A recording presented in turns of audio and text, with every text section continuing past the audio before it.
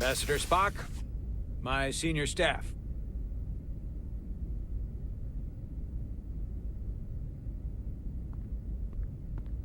It's not every day that a captain gets to welcome a Starfleet legend aboard.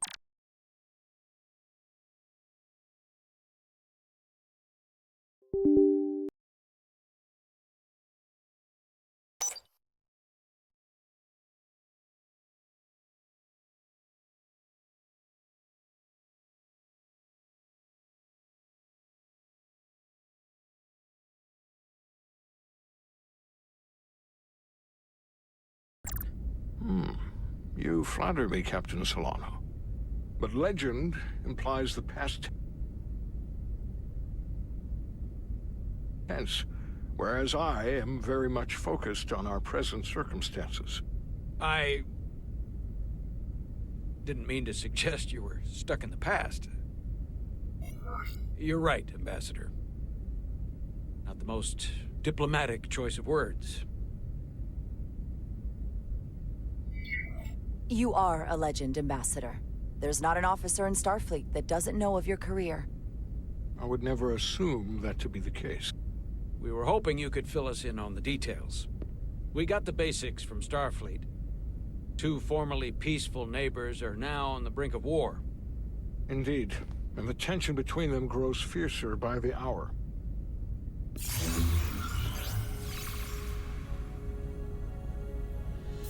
Ilidia and Hotari. Ilidians are the more advanced species. They made first contact with the Hotari over a century ago. This is Tau, the Hotari moon. It is rich in dilithium, and for decades, the Hotari and the Ilidians have shared a mining operation there.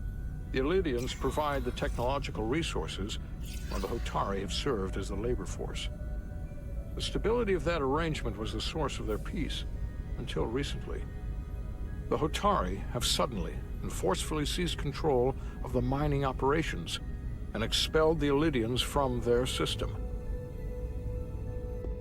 That is the official story, as told by the Hotari when they requested Federation mediation. But the details remain scant. Communications between all parties have been limited by the ionic interference.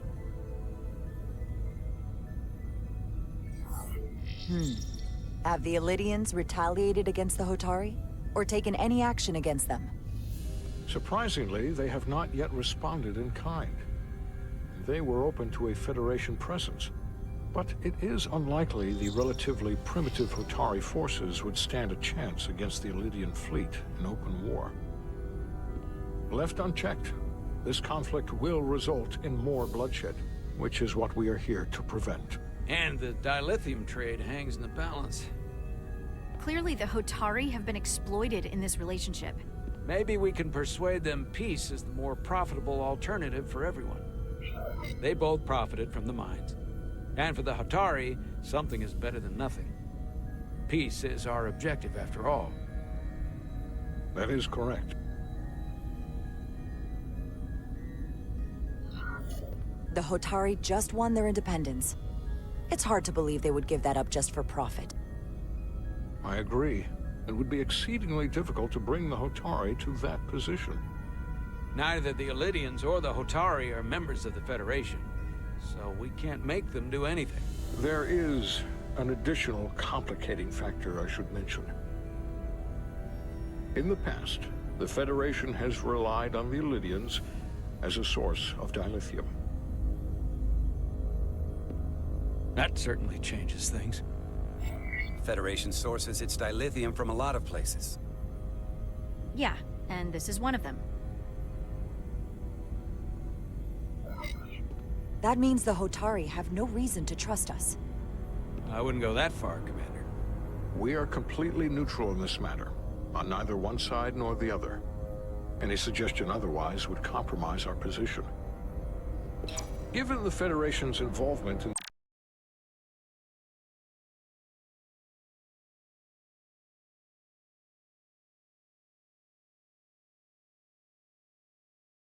iridium-dilithium trade, Captain Solano and I must make every effort to appear neutral in these negotiations.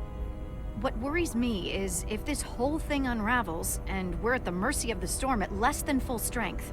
We can't let it come to that. Considering what the Ion Storm has done to our ship, and the Ambassador's shuttle, we have to assume the Elydian fleet has had problems with it as well. This recent surge in the energy disturbance temporarily levels the playing field. Commander Westbrook is correct. The energy anomalies around the Hotari systems have been noted in the past. But they have never been observed on the orders of magnitude we have seen in recent weeks.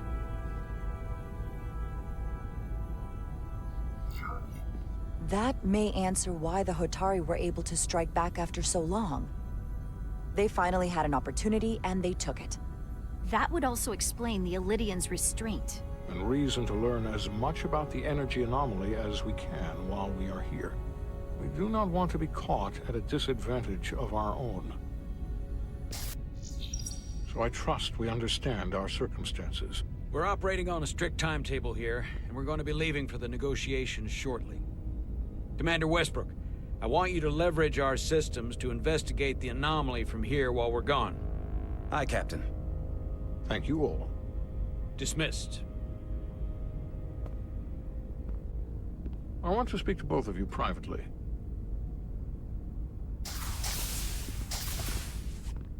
Ambassador Spock, I'd like to make a formal introduction. My first officer, Commander Jara Rydek.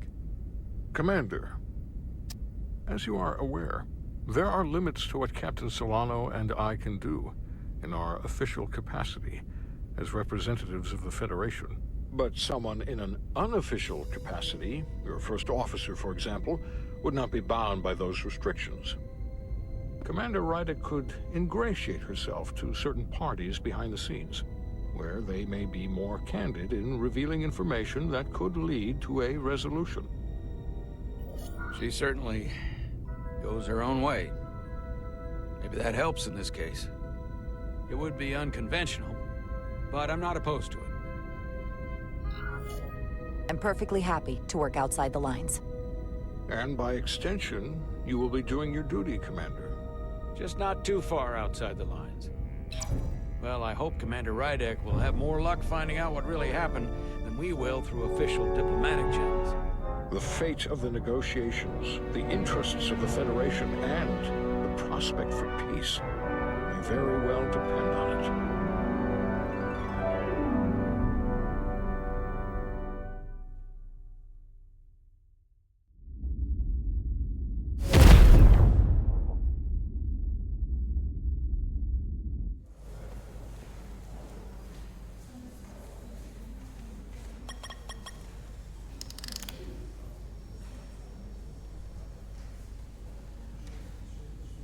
Mr. Diaz, I understand you have already discussed the warp drive failure with Ambassador Spock? I have.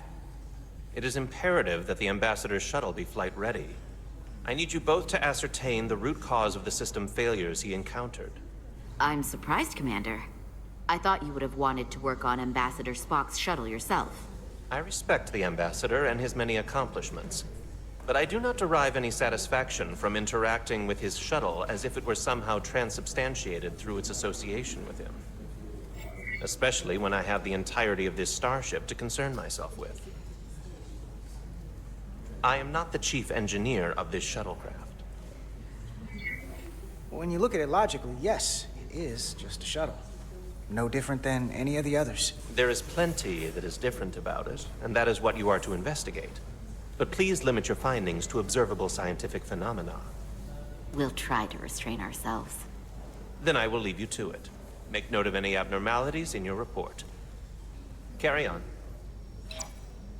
One nice thing about Vulcans.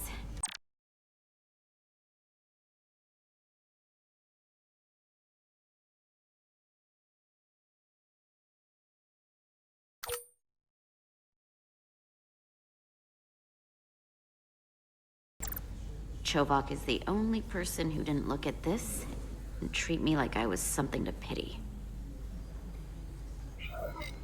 Doc says I should get used to it. Doesn't mean I want to be reminded of it every minute of the day. Hey, you won't get pity from me. I think it makes you look tough. As tough as you really are, that is. And that Makes you sound pretty smart. I might need you to save me from myself next time, though. Come on. Let's get to the bottom of this.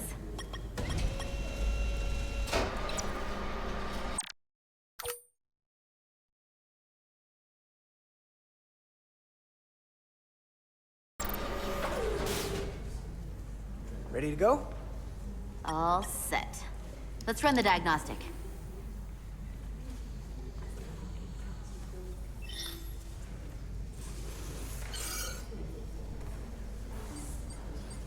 So... I know about your talk with Miranda. You do? She sent me a Priority 1 dispatch right after your conversation. I'm happy for you. Both of you. Thanks. But I'm only going to tell you this once. Don't screw this up. Because I would be very unhappy if you tried this out and then, I don't know, 6 weeks or 6 days later, I have to start splitting holidays between the two of you. All because things went south and you're not on speaking terms. That just isn't gonna work for me. And I know you'll respect that. You really don't believe in me, huh? It's not you. Or her. Just running the numbers, and things don't work out more often than they do. I like my friends, and I like our group. I don't want to lose that. Is that thing done? Yeah, it's wrapping up. Let's see. The relays along the primary EPS are blown. The backup relays are all intact. An EPS overload from the warp drive could cause that. But how did the shuttle end up dead in the water? Huh. Well, maybe the ship's data recorder can tell us something.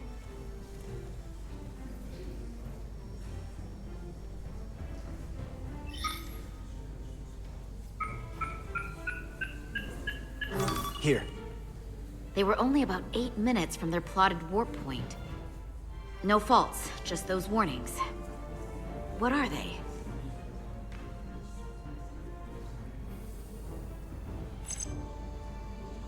Subspace variance out of tolerance. What does that mean? It means the main navigation array lost sight of space somehow. Will the array going offline cause that? Yes, but it should have also thrown a fault code.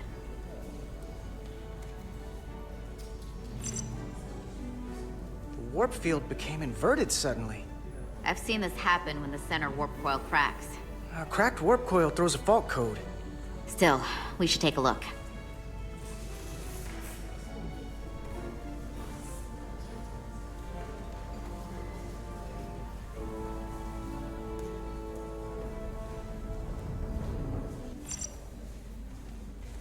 There was a complete warp cascade failure. Wow. They're lucky the shuttle didn't turn inside out. Makes me think the computer panicked on the warp field equation. Any one of these failures should have thrown a fault. If it was caused by a system failure. None of this caused the relays to blow. Roll forward to when that happened. Yes, ma'am. So here, they take a moment to get their bearings and they attempt to re-engage the warp drive. There. That's the relays blowing. And look, there's another warp system alert. They're all the same. Subspace variance out of tolerance, or warp inversions. Finally, there's a complete warp cascade failure. Then it's one of two things. Either a warp coil is cracked, or the navigation array is offline. That makes sense. Divide and conquer. You want to check the warp coils or the navigation array? I'll check the other. Let's not overcomplicate this. One of these systems is likely broken. I'll check the nacelles for a cracked coil.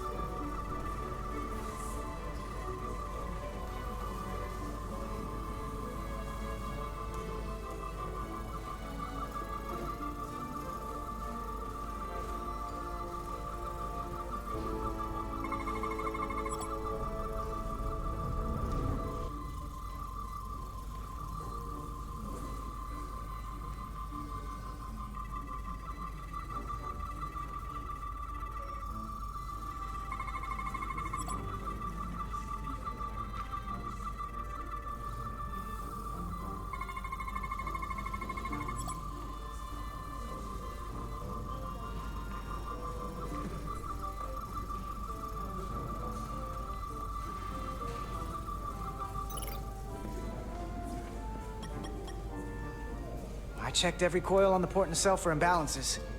If any coil in either engine were cracked, I would have detected it. So, it must be the navigation array. Except it's not. Checked and double-checked. Well, the readings don't lie.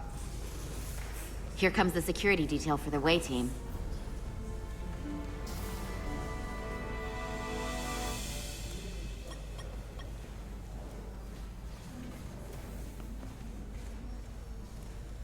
Hey. I'm not here. We're escorting the negotiating team to the surface as soon as they come down from the bridge. I don't want to interrupt some important work. I was just hoping to see you before I go. The captain and the others will be here any minute now. Should be an interesting ride down to the surface.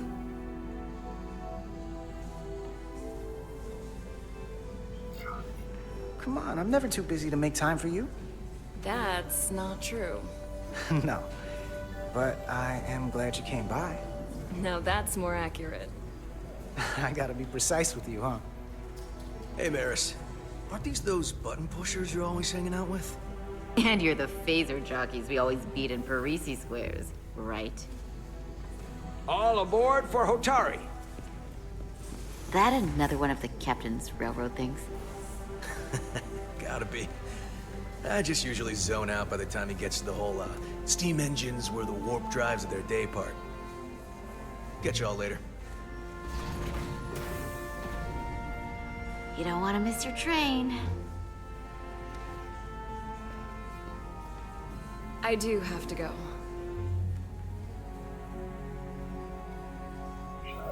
Not gonna lie, I'd rather not leave right now. More important things on my mind.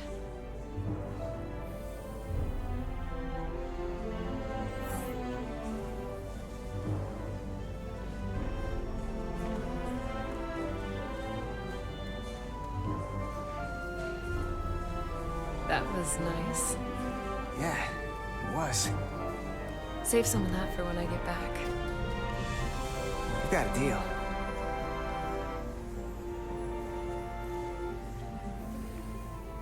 Be seeing you.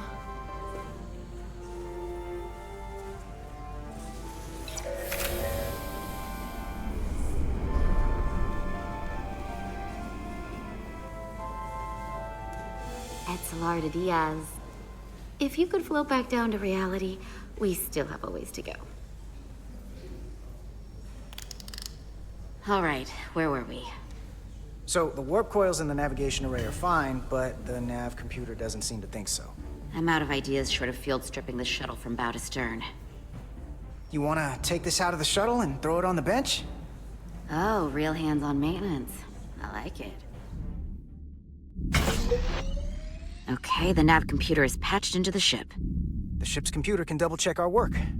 If the shuttle's nav computer is putting out false data, we'll know it. Let's run through the shuttle's logs again. Running now.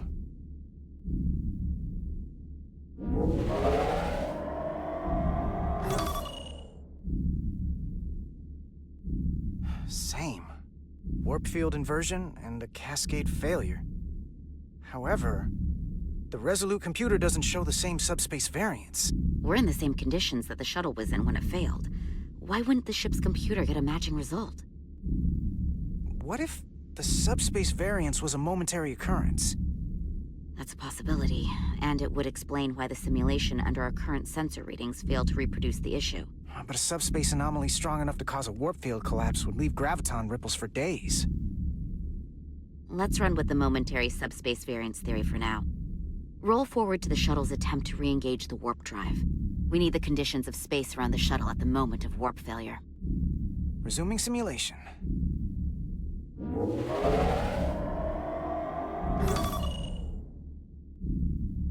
Error in warp field calculation. Cochrane formula variables are out of range. That right there. Take the shuttle sensor data from that moment. Computer, why did the warp field calculation fail? Warp field pressure returned non-orthogonal. Results are undefined. That doesn't help. Wait, what if we use a different ship? Put the Resolute into the simulation instead of the shuttle. Yeah, it should warp just fine. Unless... Computer, run the simulation with the Resolute. Resolute simulated. Computer, give me manual control on the warp power. Static field intensity, warp 1.1. 1.2. 3. Warp pressure is destabilizing. Error in warp field calculation. The warp drive has experienced a system-wide cascade failure. Warp field collapsed. Subspace variance is out of tolerance. Cochrane formula results are undefined. Bingo. What-o? The same moment when the shuttle failed to warp, so did the ship. Whatever happened to the shuttle just happened to us. The Resolute will not sustain warp. We can't leave Hotari space.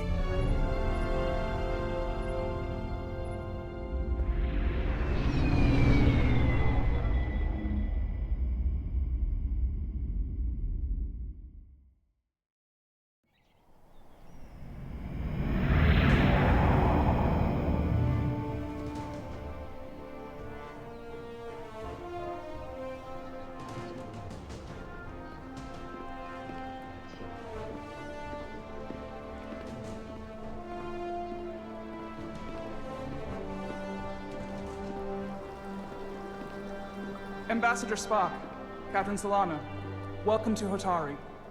We are honored you have come. My name is Tylos Altaris, Minister of Diplomatic Affairs. The honor is ours, and this is Commander Jara Rydick, first officer aboard the USS Resolute. You'll find she has a keen mind, and unique insight into the dynamics between the Hotari and the Illidians. We are honored to be here, as representatives of the Federation. I'm so glad. These must be the representatives of the mighty Federation. The reigning authority in the galaxy. Or so we've been led to believe. Whether that's true or not remains to be seen. But, either way, we're grateful you've made the time to come to our little corner of the universe. And you are? This is Galvin, and this is Citron, the heroes of the revolt in the mines.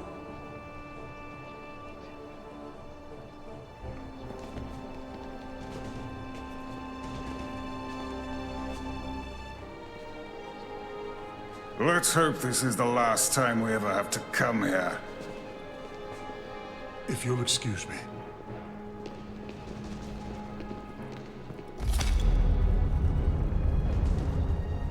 I think we're about to begin. Did you hear the arrogance from that guy? I don't know what we're walking into here, but that guy was something.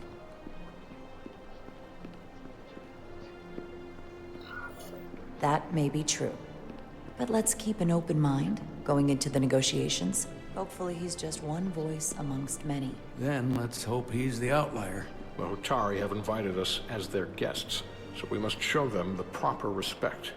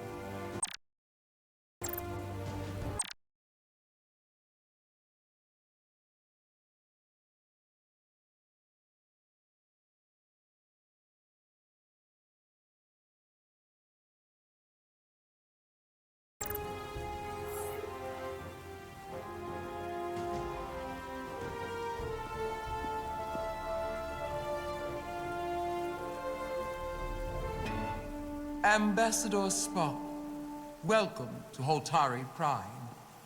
The honor is mine, Your Majesty. That the Federation would send one of their most respected representatives is not only an honor to the Hotari people and their queen, but a recognition of our stature and importance. Let's get on with it, shall we? With all due respect to the Federation and their ambassador, they have no authority here. We are not members of their alliance. We are not subject to their rule, nor yours. We demand the immediate return of all mining operations to Elydian control, as it has been for centuries and will be for centuries more. That has always been our understanding. That understanding has changed. Then you invite war. And if you cannot remain silent, you will be silenced. But his point is well taken. What is the Federation's interest in this matter? Perhaps you would have us trade one oppressor for another? The Federation remains neutral. Our only interest is the peaceful resolution of this conflict. We are here at your request, Your Majesty. For now. I'm trying to keep an open mind here, but it's not easy. I thought they wanted us here.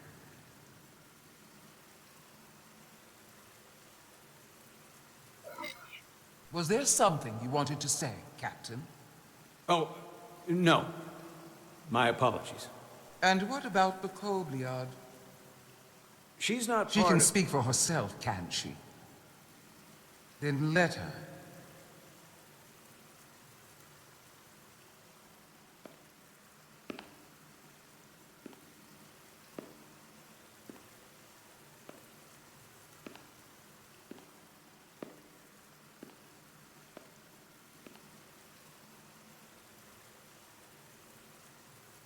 Now then, what is your name? Commander Jara Rydek, Your Majesty. Being a Kobliad, you would know better than anyone. Your people suffered brutal treatment at the hands of the Cardassians. Their injustice towards the Kobliad is as unimaginable as it is unforgivable. Not unlike how we have been treated by the Elydians. As much as they'd have you believe they are the victims here, remember it was the Hotari who attacked us. Hundreds of innocent Elydians were slaughtered without mercy in those mines. The blood is on their hands, not ours. Quiet! If after all the Kobliad suffered, you finally had the chance to right that wrong, to get out from under their control, would you take it? Or would you negotiate a peace?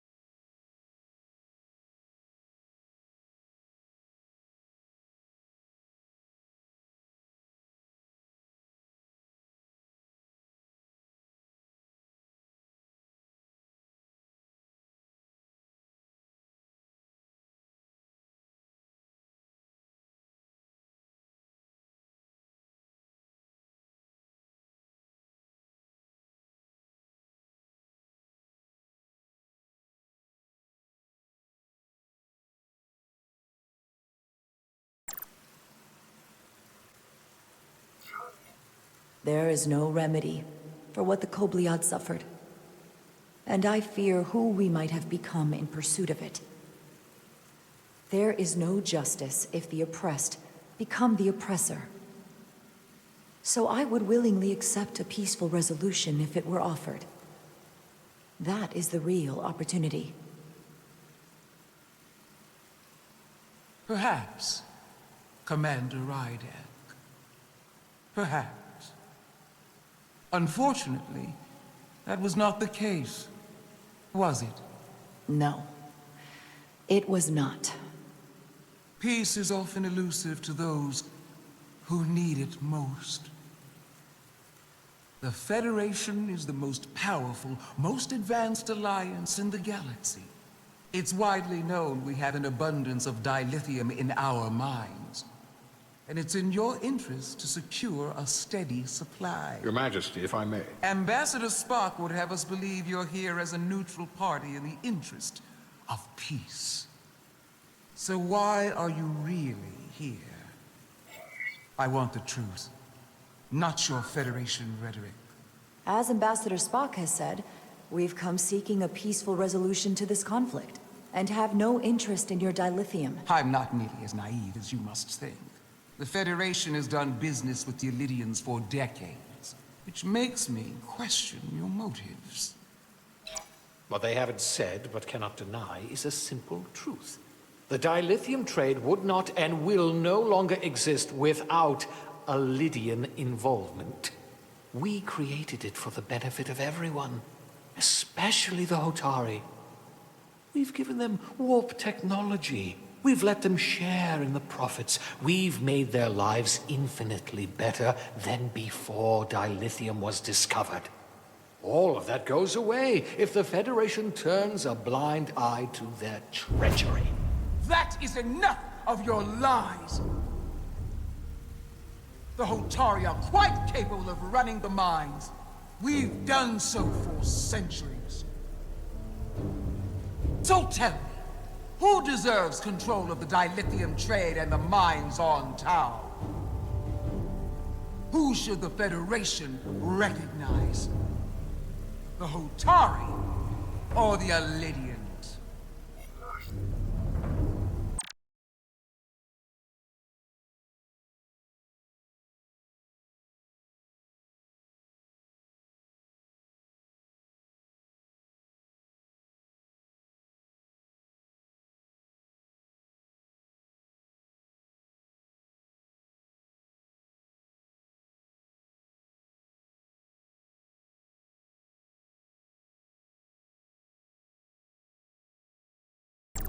Only be one or the other, not both. If there can only be one, then it would be in the best interest of all involved if the Illydians resumed operation of the mines. And that is why we should not trust our fate to the Federation. She speaks sense. You do well to listen to her. And you do well to hold your tongue. We will take back our minds by any means necessary. Then you will see more blood spilled. I am more than willing to address your concerns, Your Majesty. Yours as well, Representative. But I suggest we could have a more productive conversation with a smaller group. Perhaps only the most essential representatives.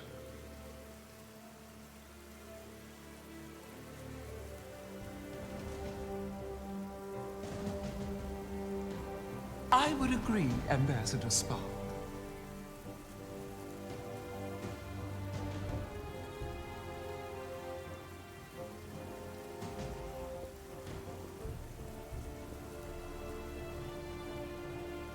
I think this is best left to those of us with more experience in diplomatic matters.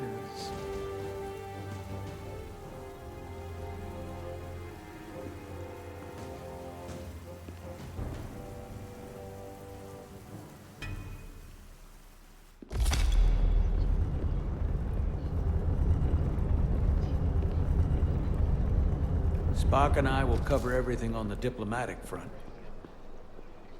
You make nice with the locals and see if you can get some answers. We need to find out why the Hotari are so willing to risk war. What happened in those mines?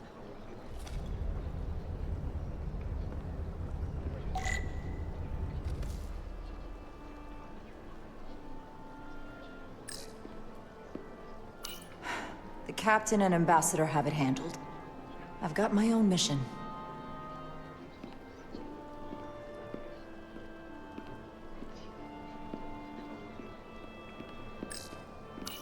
Such rough terrain. No wonder the Hotari are so tough.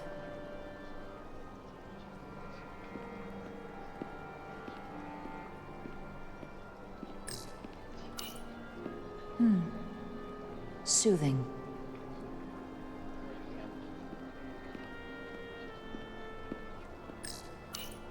Commander, after hearing so much about the Federation's sense of fairness and justice, I was surprised that you sided with the Illidians. In all honesty, I expected more, especially from someone like you. To be clear, I'm not on either side of this conflict. Our only interest is peace. On the Illidians' terms, apparently. I assume you were there, the day the mines were seized from the Illidians. Not seized. Reclaimed. And restored to their rightful owners. Yes, I was there. We had to be decisive. Before the Illidians could even realize their worst nightmares upon them. Did you have help from someone else? Hotari stands alone against the Illidian forces. We don't need help from anyone. They respect one thing above all else, and that is force. The greater the force, the more certain the outcome.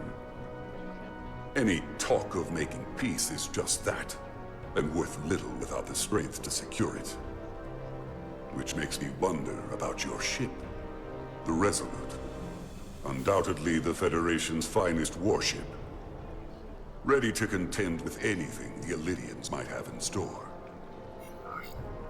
Or is that not true? Maybe I've misjudged it. It wasn't designed as a warship. More for scientific research and exploration. But the Federation must have ships designed for war. Technically, they're Starfleet ships representing the Federation. But yes. I see. Sidron. A pleasure meeting you, Commander. I'm sure we'll cross paths again.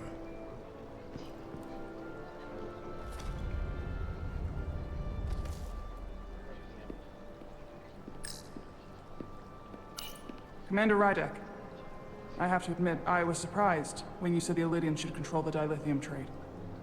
I was under the assumption the Federation was neutral, but maybe I was wrong. I can assure you, we aren't on anyone's side. We are, and will remain, completely neutral. You have my word. I hope that's true, for all of our sakes. I saw you speaking with Sidron, our national hero. I'm curious, what did he say? He seems to be of the opinion that negotiating for peace is a waste of time. Because force is the only blunt instrument he understands. He's a miner, not a diplomat. For the first time in our history, the Hotari have the upper hand. We see ourselves as strong instead of downtrodden. New voices have risen up. Old voices shouted down. Calvin and Sidron have become national heroes. Now, they have the Queen's ear. Better or worse, depending on your perspective.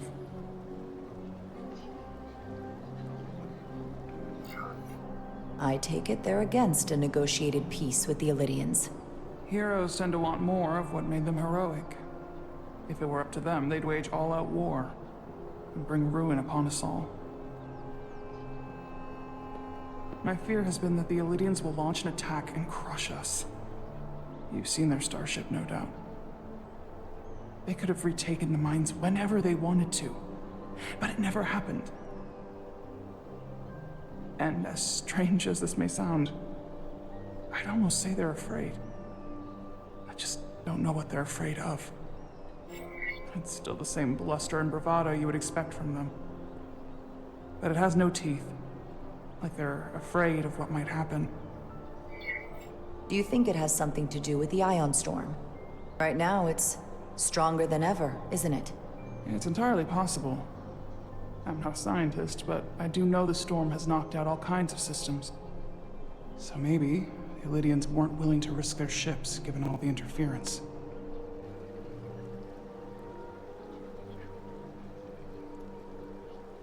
Since the day of the revolt, Galvin has seized control of the mines and restricted all access. No one's allowed without his personal authorization. And they've taken over a section of the palace with just as much secrecy and security. I'm told it could be something they brought back from the mines. I've made inquiries, but everyone pretends it doesn't exist. I strongly suspect they're hiding something. Are you sure of this? It's been the talk of the palace since the day of the revolt. How can we know?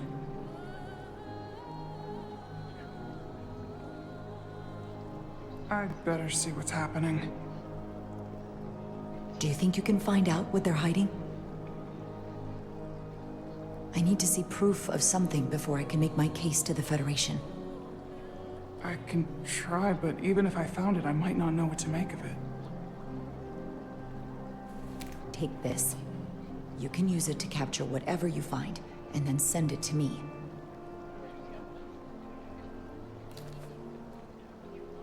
Thank you. I will let you know what I find. And I look forward to our meeting again.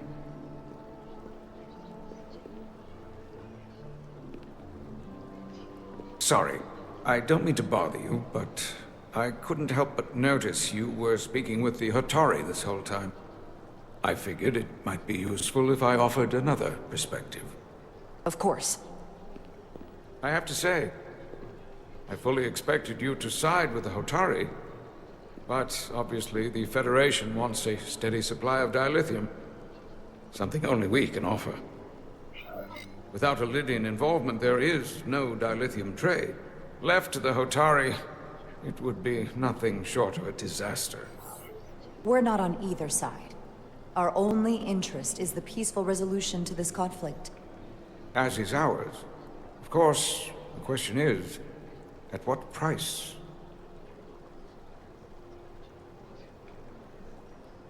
Major Salit Arminta, Special Attaché, Illydian Armed Forces. Pleasure to meet you, Commander. I have my issues with the Hotari, but I have to give them some credit. They know how to seize an opportunity. Inciting an uprising the same day as a massive, once-in-a-lifetime ion storm. Our assumption was that this storm was just an anomaly. Yes, a very convenient anomaly. At least that was what we were told. Of course, I wasn't there. But who am I to say otherwise? You sound skeptical. Well, the official story is that it was the storm that enabled the revolt. How else do a bunch of unarmed, unorganized miners seize control of an entire moon, much less thousands of mines? But I've talked to people who were there. They tell a different story. They say they're lucky to have escaped with their lives. That it was more than just the storm. That somehow the miners were able to harness the energy from the storm. I know it sounds crazy. I'm not even sure I believe it myself. But that's what they said. You just answered your own question. How do a group of miners do something that in theory can't be done? That's how. Harnessing the storm. But even if it's true, how does that even happen? You tell me.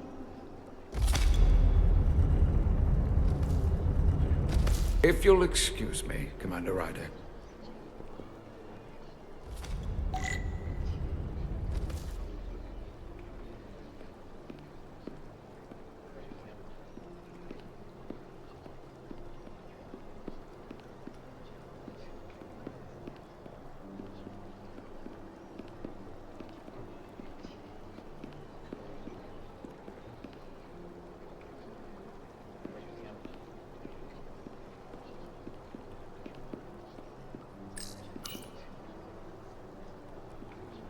They seem proud of their culture. Pride can lead to rash action.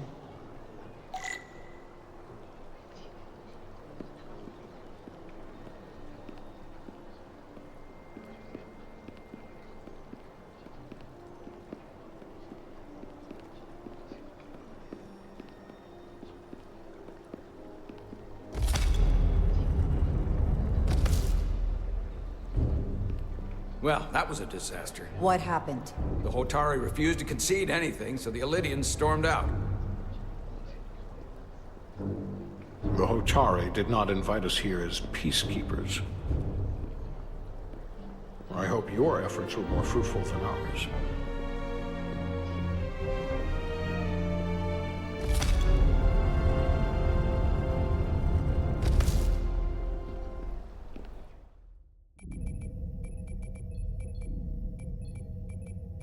Gravitational harmonics failing to resolve.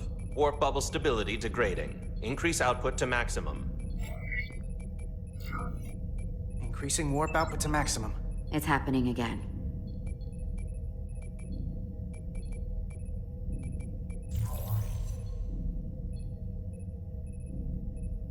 It is evident that presently, the Resolute cannot achieve warp propulsion. Since our diagnostics rule out any problems with our warp systems or anything about the ship, the problem appears to be the fabric of space itself. Space itself? You're saying something about this region of space prevents warp travel? Prevents it, or can't sustain it. However improbable, that appears to be the case. The storm didn't stop us from leaving space dock and traveling here. But could it still be causing this interference with warp travel? We must follow sound investigatory principles. Do not let an assumed conclusion drive your analysis. Sometimes we need a little inspired thinking, Mr. Chovak. Captain Solano is on his way back from the negotiations, and I want to have some answers for him when he gets here. Indeed. Given the facts at hand, we may be able to deploy subspace probes around the ship to construct a clear picture of the phenomenon. Around the ship. I'll prep a shuttle.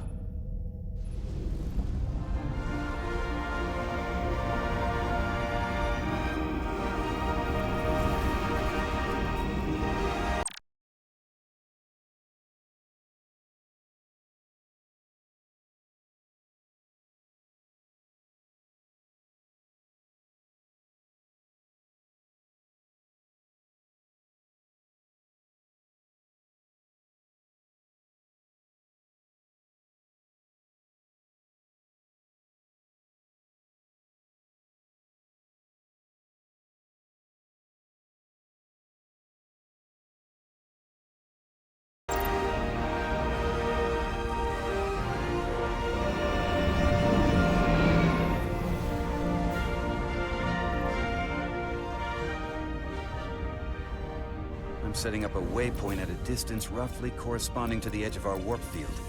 When we get there, I'll deploy the first probe.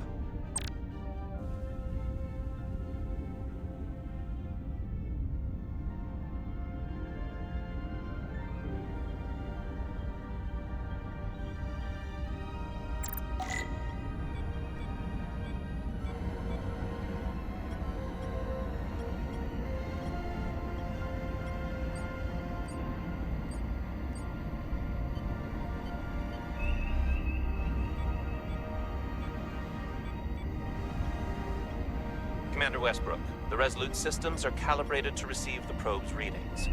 We are standing by to reproduce the warp field collapse after the first probe is deployed. Thank you, Mr. Chovak. We'll be in position shortly. And, Mr. Diaz, do take care in piloting the shuttlecraft. Now is not the time to indulge in the human penchant for joyriding. Chovak probably isn't such a fun guy to work for, huh?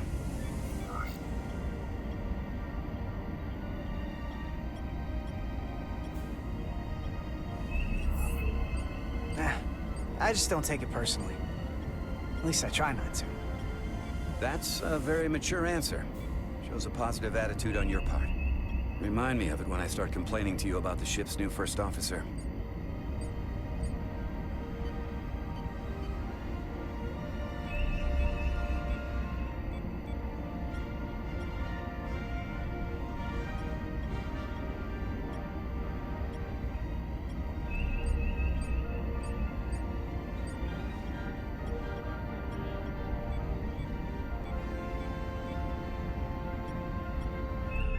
This is far enough.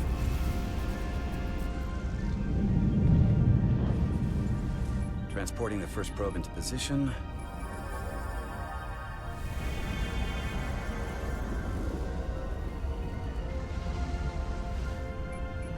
Westbrook here. The first probe is deployed. Understood. We are reading it. We are about to replay the simulation.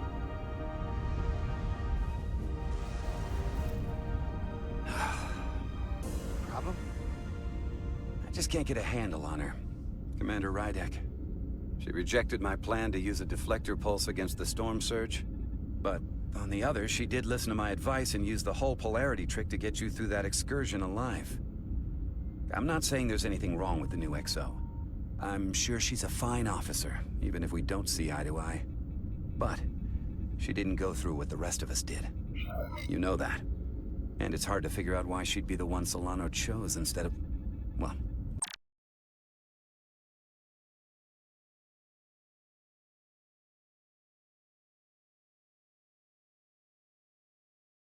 one of us.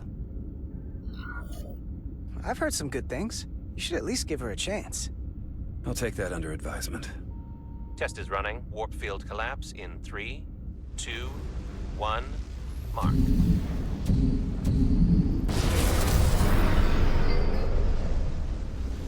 Whoa. All right, that is definitely a problem with the fabric of space.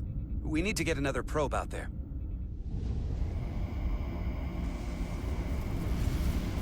With 2 points of data, the Resolute and the probe, we've managed to get an interference pattern. I'm setting a waypoint to a particularly strong area of interference. We'll deploy the second probe there.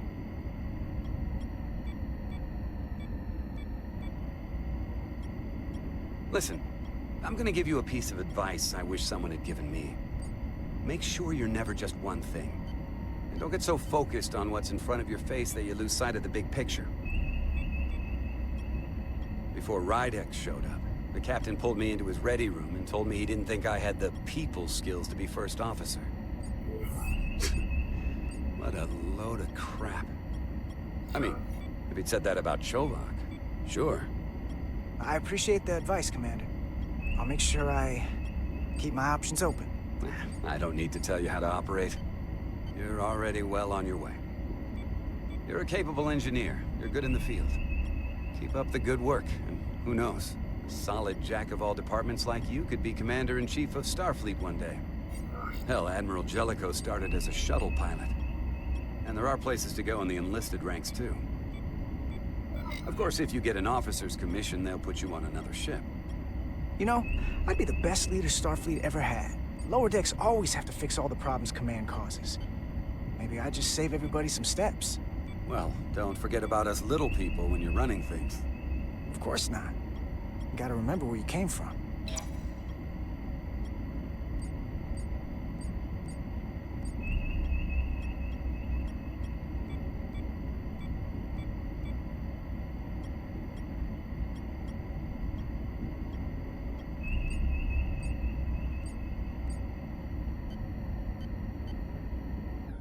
Here. This is close enough. Stop the engines. Deploying the probe. Westbrook to Commander Chovak. We're ready for another sampling of data. Very good. Running the simulation again. Warp field collapse in 3, 2, 1, mark. There it is again. I saw it. It seems to be directional. Well, what about the scans? Anything?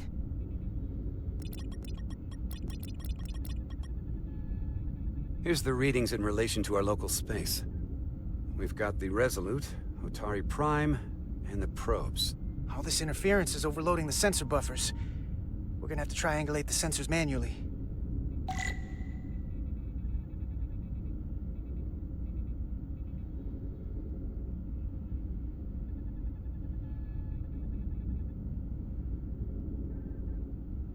We got something.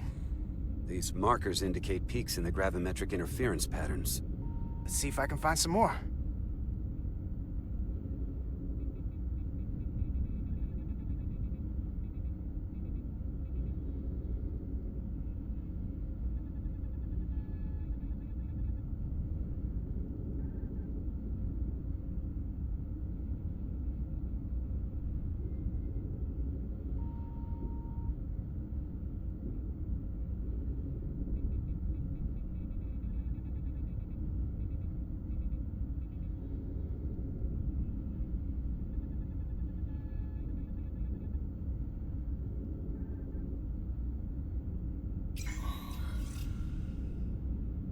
Hold up.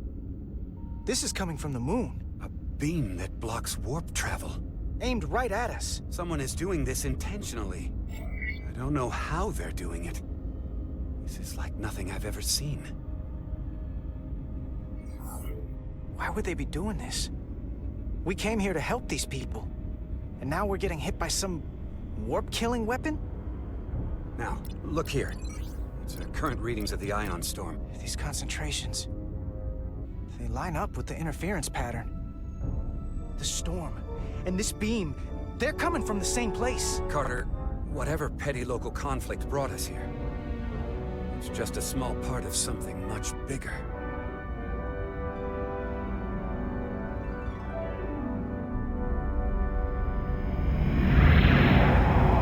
Presently, we don't have an explanation.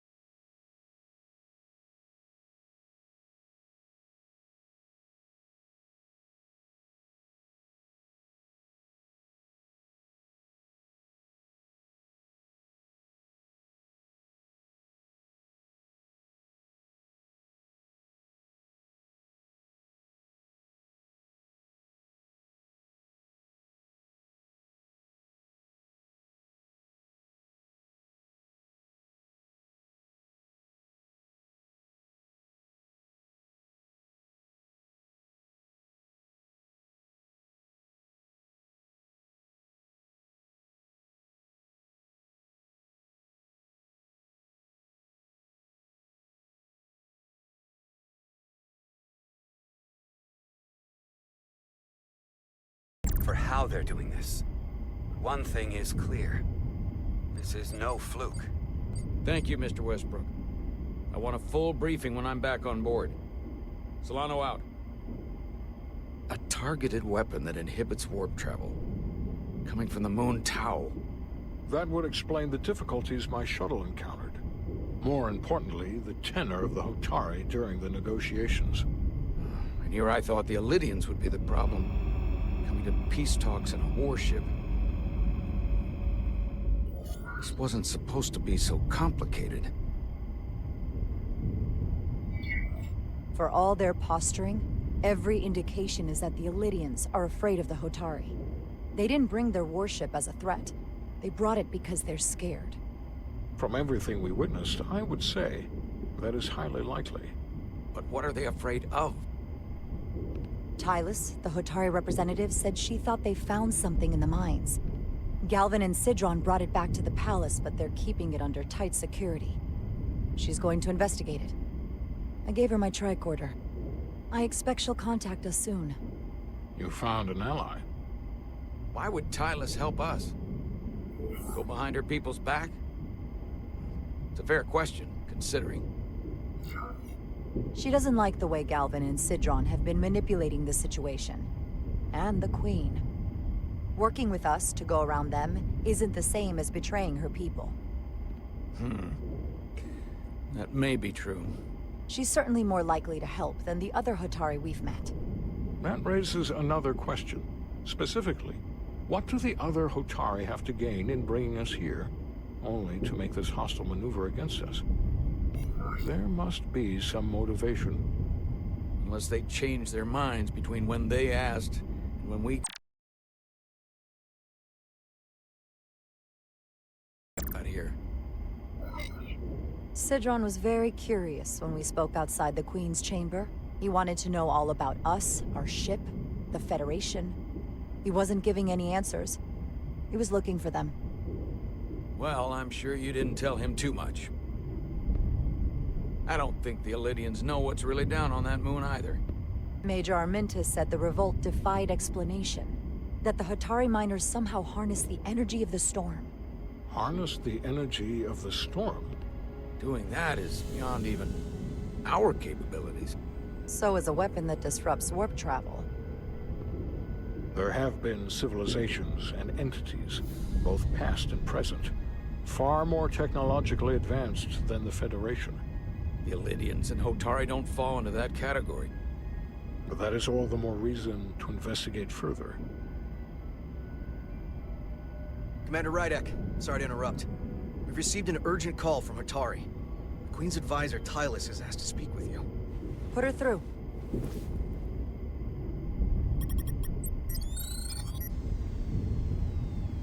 Galvin and Sidron are still with the Queen. I've enlisted help to gain access to the room they have under guard. I don't have much time. I'm not supposed to leave my post. It's only for a moment. I so appreciate your help.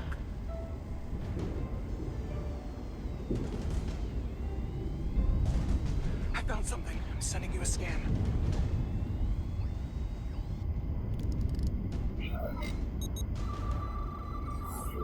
Got it. Tylus, if we needed to gain access to the mines on Tau, is that something you could help us with? I suppose it wouldn't be easy, but I have to go. Tylus. Can we reconnect? Sorry, Captain.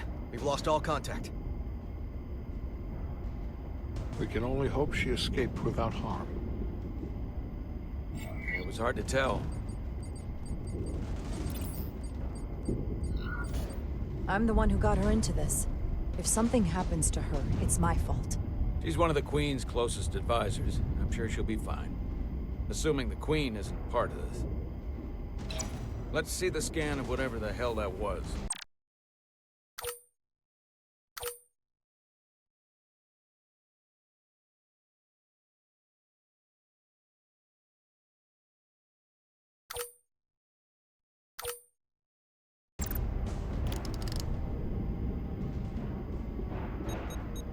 Tylus suspects this came from the mines on Tau.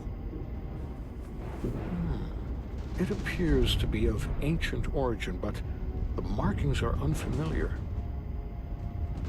We can run a full analysis when we get back to the Resolute. But if this came from the mines, then it might be the key to how they got the upper hand against the Illydians. Then we have to go into the mines. The Federation would not allow that. We were, after all, sent here to be a neutral party in a peace negotiation. However, we could demonstrate that the Hotari have acted in bad faith, which would enable us to investigate the mines on Tau with full justification. But of course, we would need conclusive proof before taking action. Otherwise, it could put us in a difficult position. Whatever this artifact is may be proof enough. At least to satisfy the Federation. Especially if we can show the Hotari are controlling the warp disruption. And targeting the Resolute. We may have a better understanding once we analyze the device. But a mission to the mines, covert or otherwise, is not out of the question. And I will handle the Federation.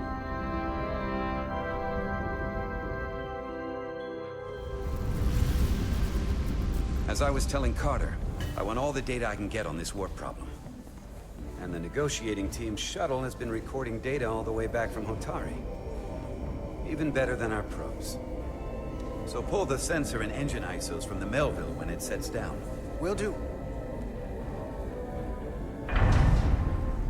I'll join you and Chovak down in engineering to run another analysis after the briefing.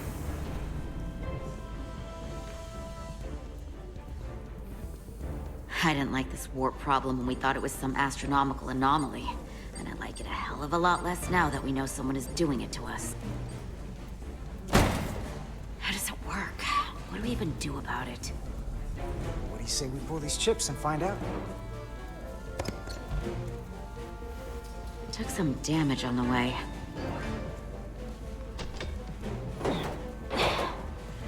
That ionic interference scored the hull plating.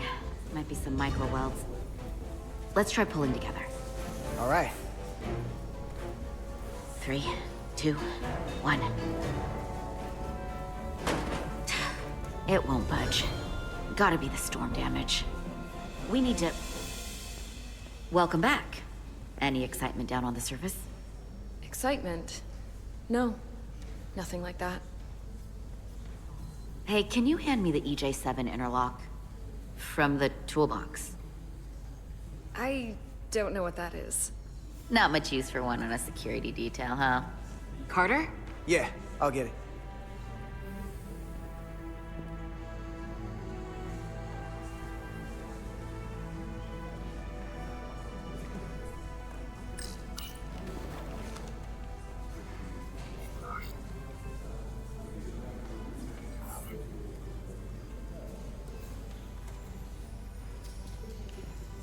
Okay, I'll apply pressure while you decouple the panel.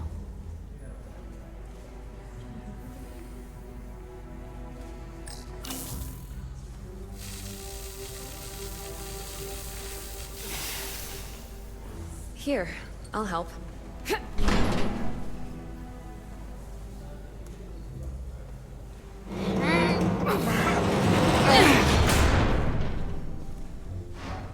We've got this. Open up and say ah.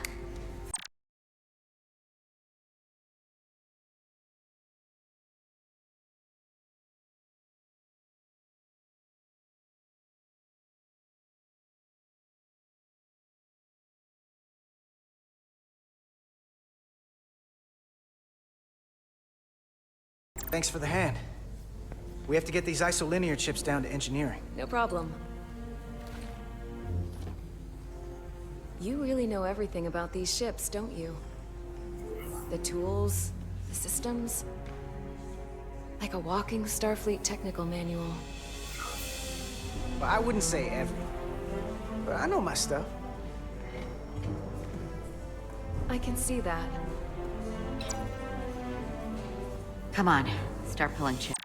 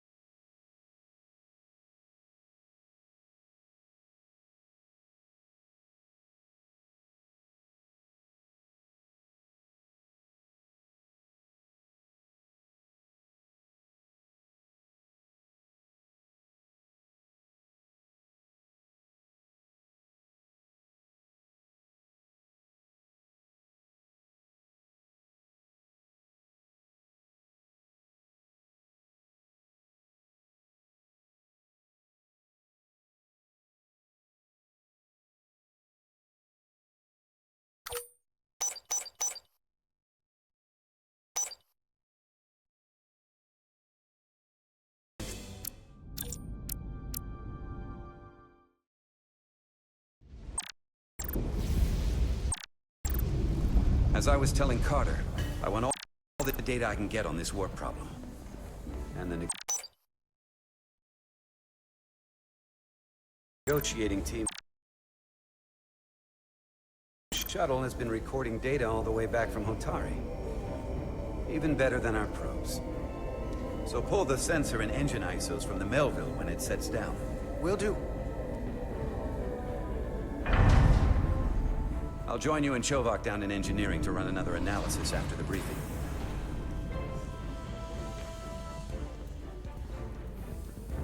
I didn't like this warp problem when we thought it was some astronomical anomaly.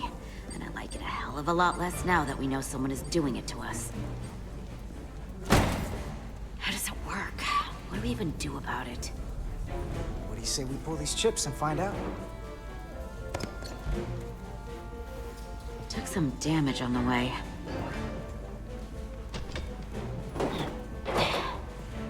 That ionic interference scored the hull plating. Might be some micro welds. Let's try pulling together. All right. 3, 2, 1. It won't budge. Gotta be the storm damage. We need to... Welcome back. Any excitement down on the surface? Excitement? No. Nothing like that. Hey, can you hand me the EJ7 interlock? From the toolbox. I don't know what that is. Not much use for one on a security detail, huh? Carter? Yeah, I'll get it.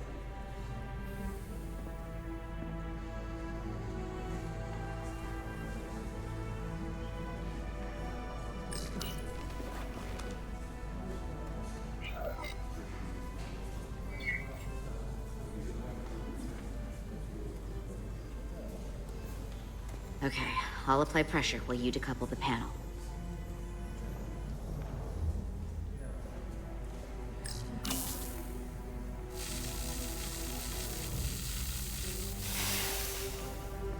Here, I'll help.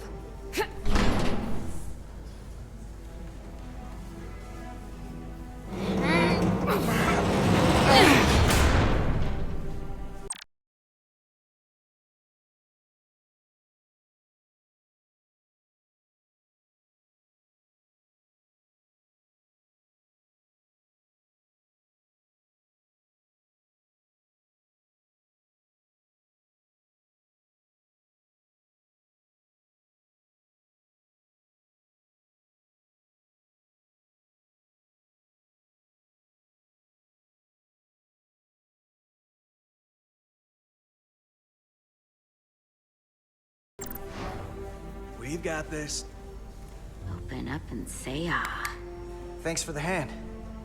We have to get these isolinear chips down to engineering. No problem. You really know everything about these ships, don't you? The tools, the systems.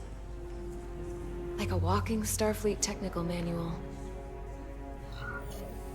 Well, what can I say? I'm good at what I do.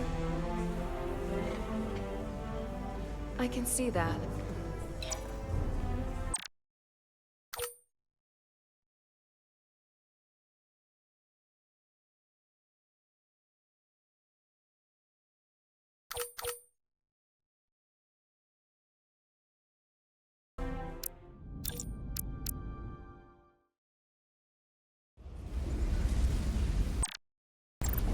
As I was telling Carter, I want all the data I can get on this warp problem.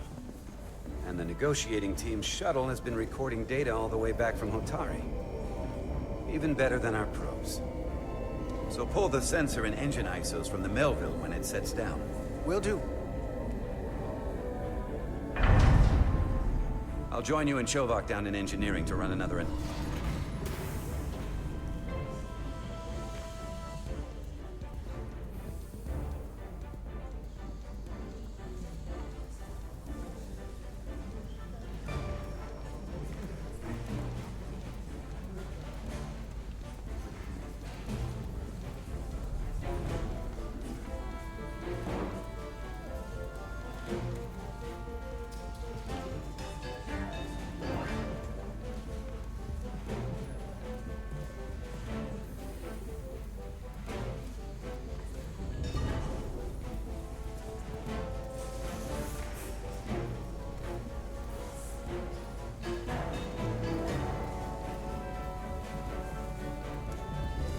analysis after the briefing.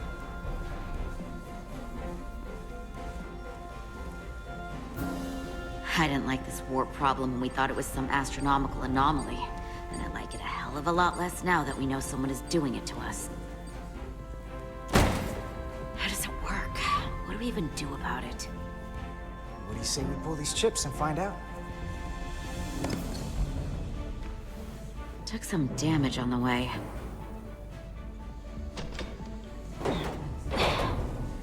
That ionic interference scored the hull plating. Might be some micro welds. Let's try pulling together. All right. 3, 2, 1.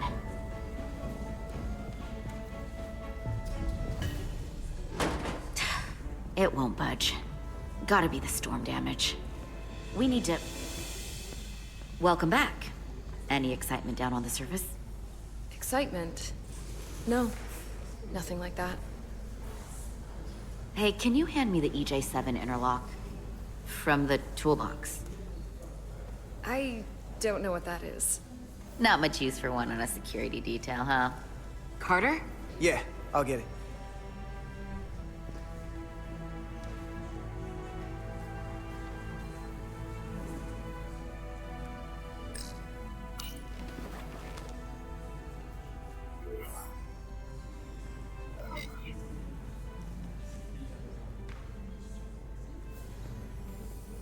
Okay, I'll apply pressure while you decouple the panel.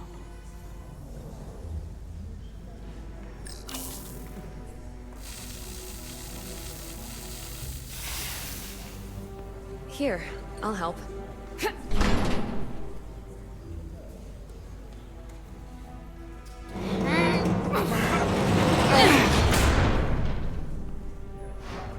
We've got this.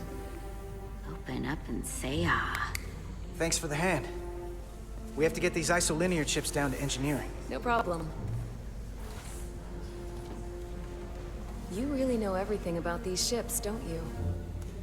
The tools, the systems.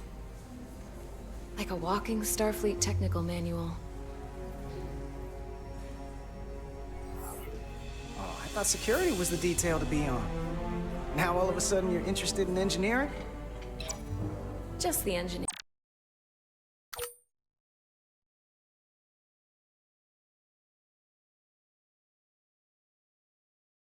Here. Come on, start pulling chips.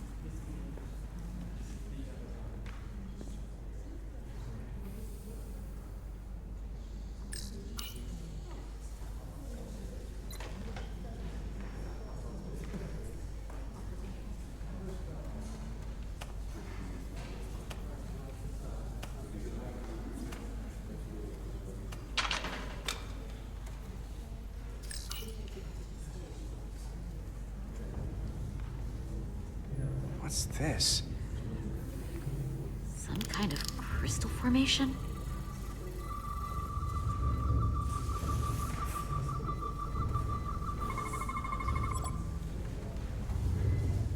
Whoa. This substance is a quantized spin crystallization of hydrogen, carbon, and lithium. It's emitting tetrametric pulses at an interval of 3.8422 seconds. Quantized crystallization isn't natural. I mean, it's only theoretical as a means to engineer matter on a subatomic level. What's it doing in there?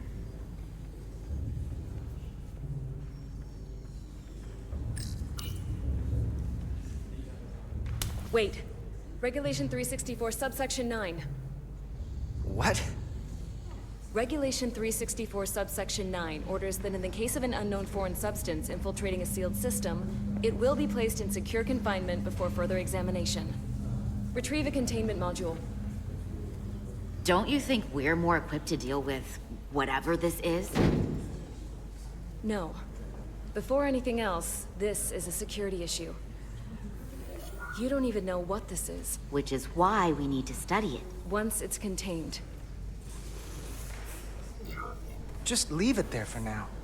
Messing around with it could be dangerous. At least until we know more. That's exactly why we need to get it to the containment lab. I can't make an exception just for you.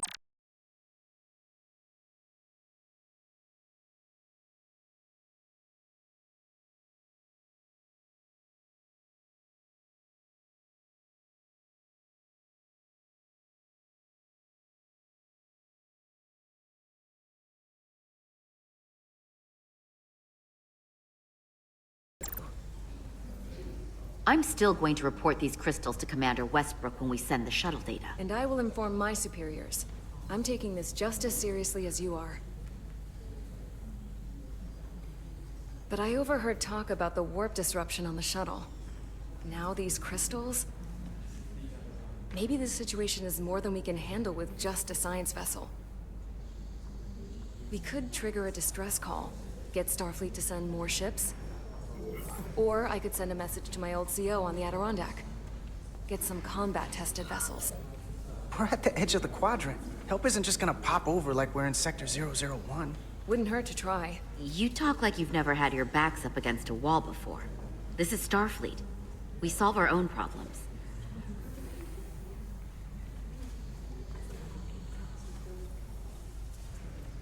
Okay, stand back.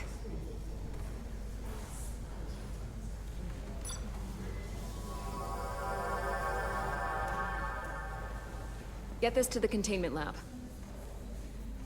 We'll get it set up for you. I'll let you know when it's safely confined. Oh, we'll be there. Last thing you want is to study this down in main engineering and have it explode next to the warp core.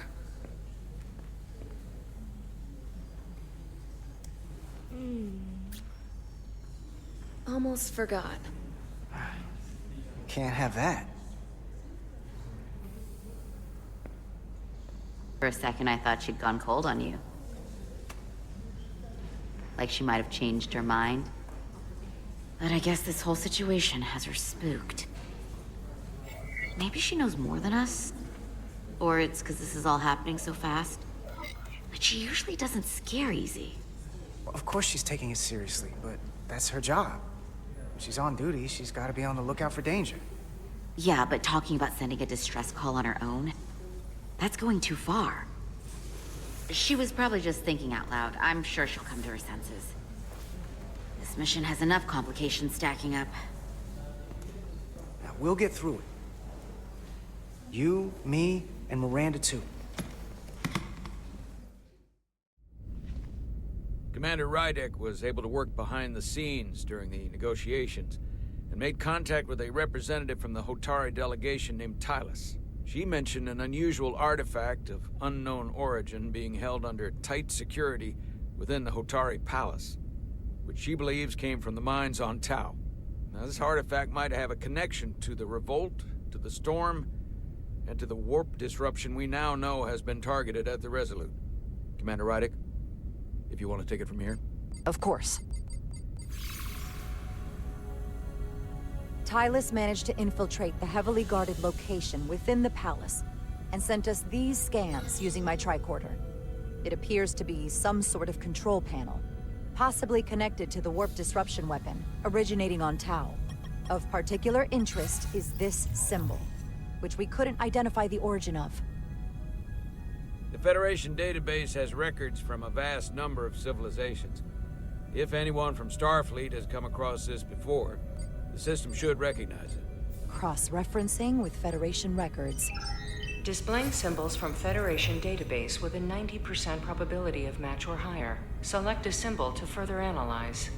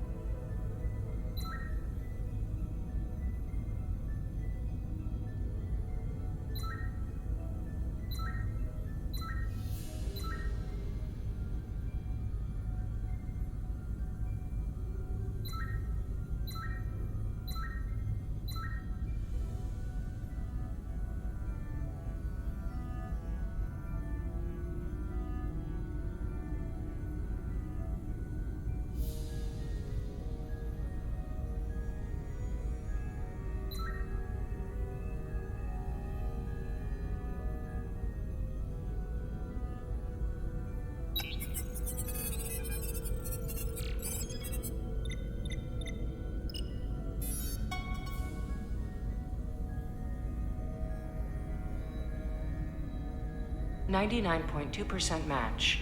Got it.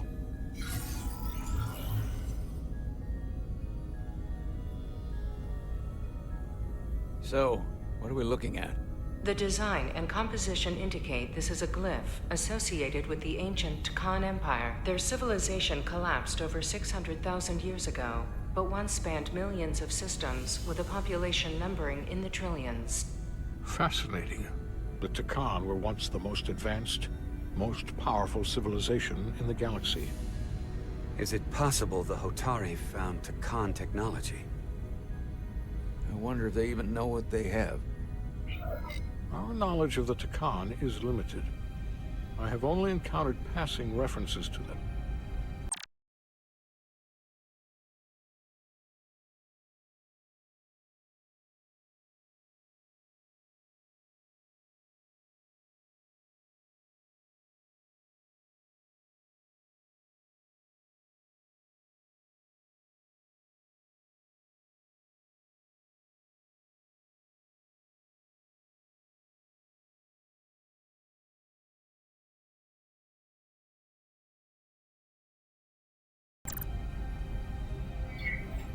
I can't speculate about how much they know, but one thing's for sure. They know how to use it. Indeed. Which might explain how they seized control of the mines. And targeted us with a weapon that prevents warp travel. Computer, what is the last recorded discovery of other Takan artifacts?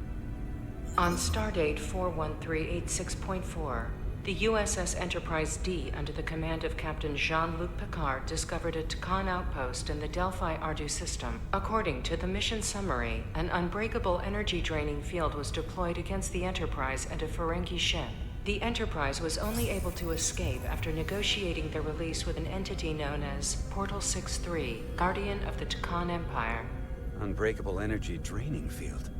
It starts to make sense. What else is there? There's a lot here. Let's take it piece by piece.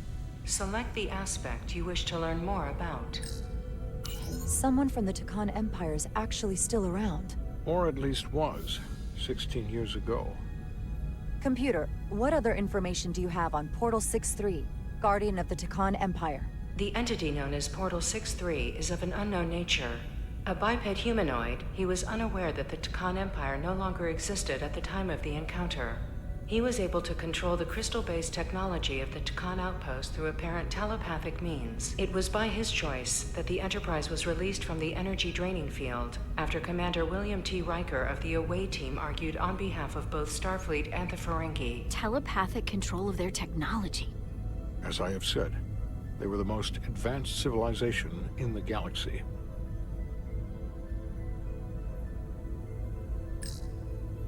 What sort of planet is Delphi-Ardu 4? Delphi-Ardu 4 is an M-class planet, a barren rocky world with little to no vegetation and frequent ion storms.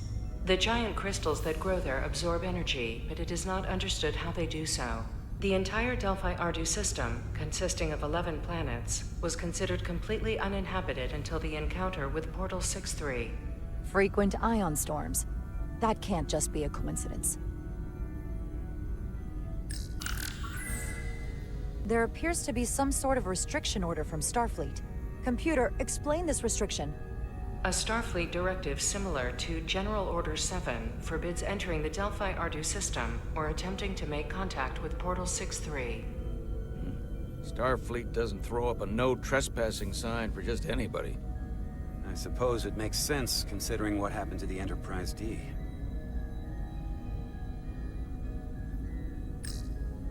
The technology to capture and hold the Federation flagship would have to be unbelievably powerful. Computer, what else can you tell us about the energy-draining field the Takan used? The Enterprise D was unable to break free on its own. The precise nature of the technology was never fully understood. Only that the crystalline technology used was beyond the comprehension of then-current Starfleet science. The engineering team found a quantized spin crystal formation in the shuttle you took to Hotari. They registered tetrametric radiation coming from it. We have Takan technology on board right now? We might. I'll run a full analysis in the containment lab. The Illidians should have crushed the revolt. But if the Hotari have Takan technology and can control it, I see why they're willing to negotiate peace. For all we know, this could be just the beginning.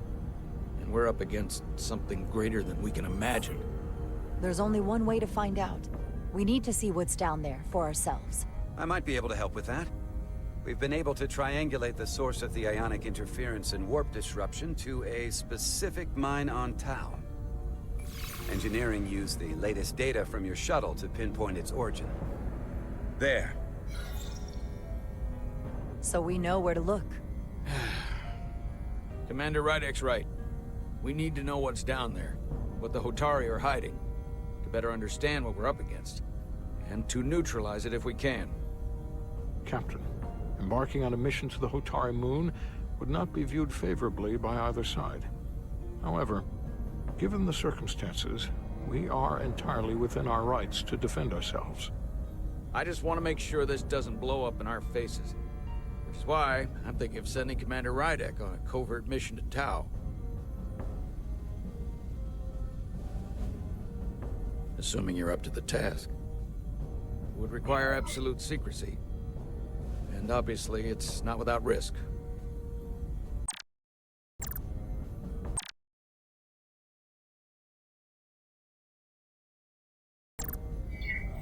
I'm ready for action, Captain. Just say the word and I'll be there. I'll admit, I wish I could go myself.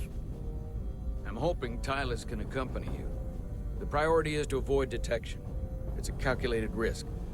The last thing we need is to get caught and then blamed for violating our neutrality and aggravating an already tense situation.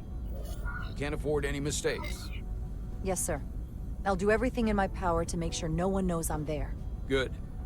Of course, you'll have full support from the Resolute, and we'll make sure we take every precaution. Every precaution.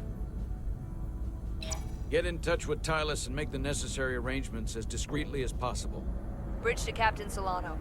The Illidians have moved additional ships to the edge of the Hotari system. Current heading is straight for the homeworld.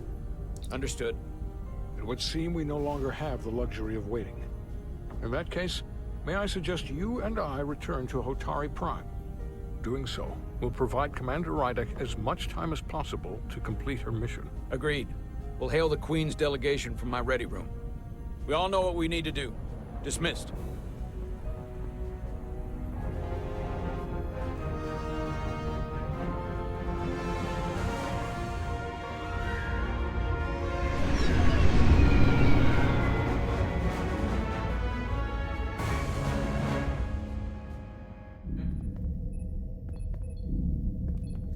Petty Officers Diaz and Edsolar, where is the crystal formation that you found in the shuttle? I have tasked Ensign Calloway with performing a full analysis of the tetrametric pulses. Security brought it to the containment lab. I was just there. They don't know anything about it. Security never checked it in. Miranda never got there? She's the one that had the crystal formation? Yeah, her and the rest of the security detail from the negotiations. Diaz, Tamaris.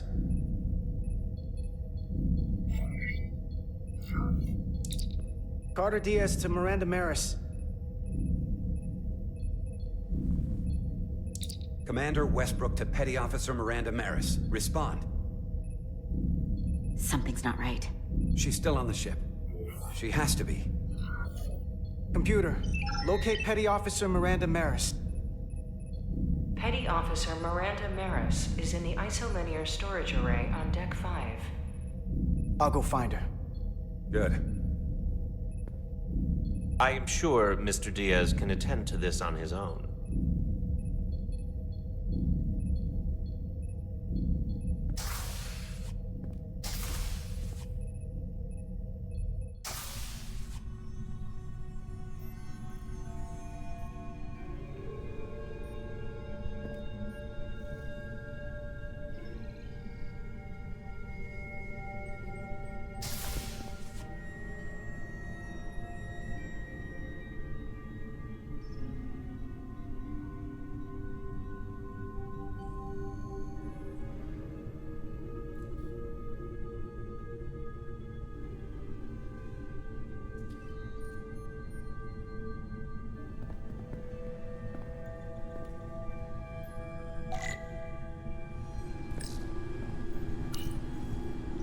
Someone improperly pulled these isolinear chips.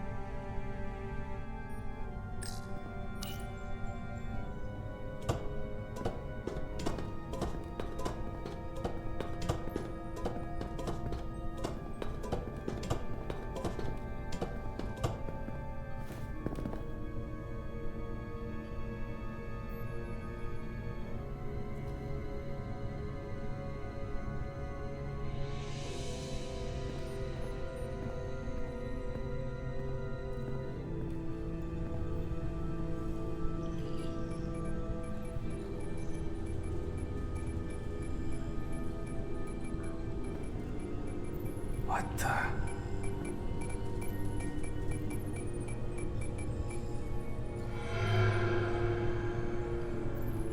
Oh, it's just you.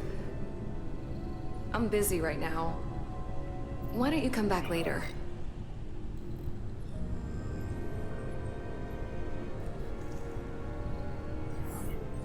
I'm glad I found you. I was worried. We tried you on the comm badge and you didn't answer. Oh, I guess I was just caught up in my work. But I'm through here, so I can't stay and chat. I have other things to do. Sorry you came all this way for nothing.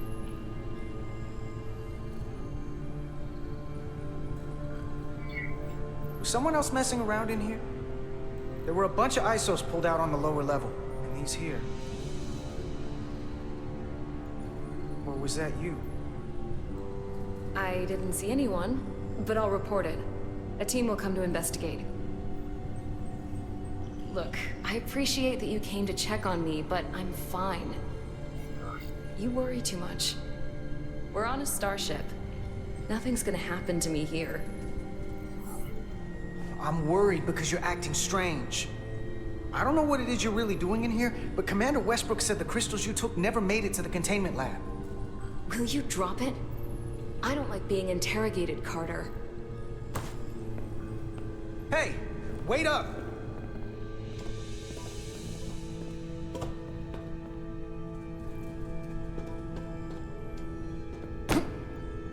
I'm getting some very mixed signals from you right now. I'm sorry. I'm under a lot of stress right now. Just tell Chovak or whoever I don't know where the crystals are, and let me go about my business. I know we have some things to figure out. I don't have time to stand around and debate with you. Not right now. I want to help you, but you're not making it easy. Then I'll try to make it simple. You don't have to say anything at all. Miranda, hold on. No. Get out of my way.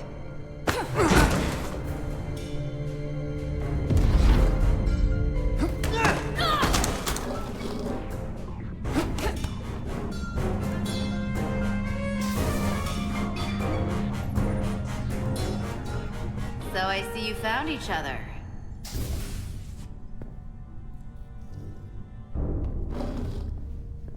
You were taking so long, the commander sent us to see what the problem was. Diaz, you were sent here with specific orders, and fighting your crewmate wasn't one of them. What the hell is going on here? Let's just let them explain. I'd like to hear that, because I know what it looks like. There's something seriously wrong with her. She's not herself, I'm telling you. What does that mean? It doesn't mean anything. Well, for one, she was copying data onto this. This drive is unauthorized. There are ISOs all over the floor. And that's why I was in here, investigating this situation.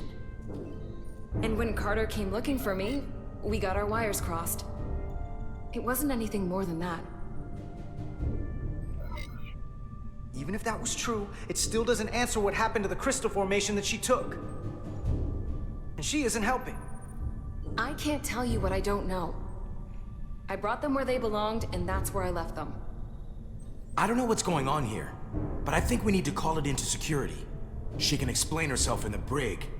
Hold on a minute. We don't need to put this on anyone's permanent record. Carter said you're not yourself. If something's wrong with you, we should head to sickbay and the doc will fix you right up. Yeah, I haven't felt right since I came back from Hotari. I think I should see the doctor. You two know her? If you really think she's not well, we can take her to sickbay first. But what I know is this is a security breach, and we should treat it as such. Please, just let me go see the doctor. Let's take her to sickbay.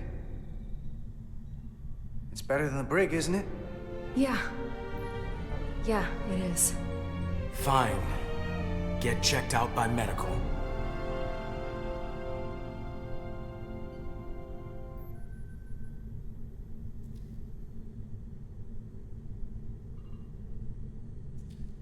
You two go with her. I'll put this back together.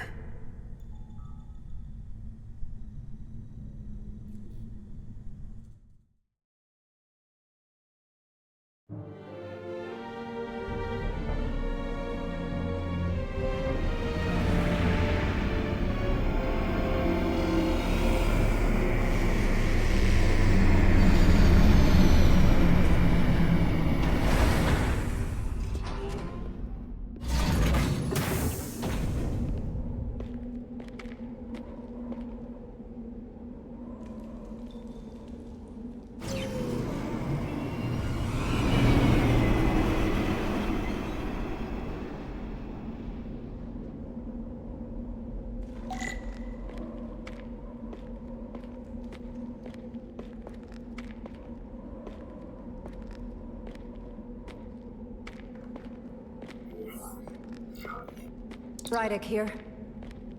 This is Zermatt. Any trouble getting to the surface? I'm really starting to miss transporters. As long as this storm is around, you'd better learn to like shuttles. But if you can find the cause of the interference, we might be able to get back to transporting. As if I needed another incentive. We both know there's a lot more than that riding on this. Fair enough. You'll need to get in and out of the mine undetected, so I hope Minister Tylus can help in that regard. So do I. And to keep this covert, we'll refrain from contact unless absolutely necessary. Understood. Rydick out.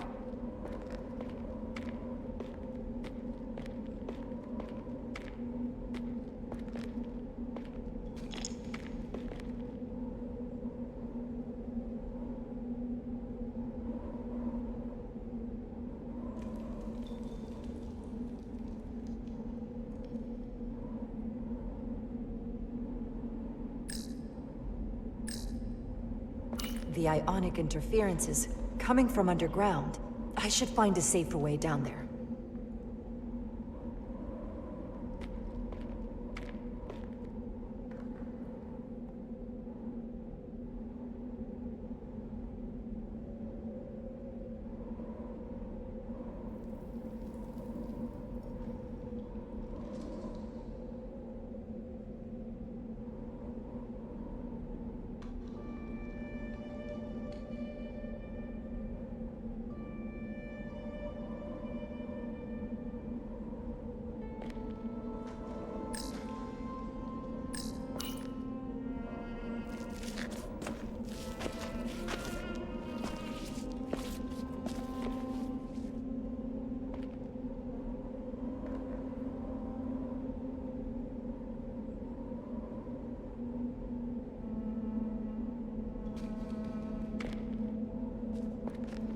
I saw your shuttle take off.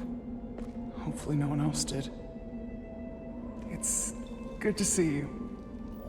Even under these unfortunate circumstances. When you called to give us a scan, it sounded like they caught you. I was worried you'd been hurt.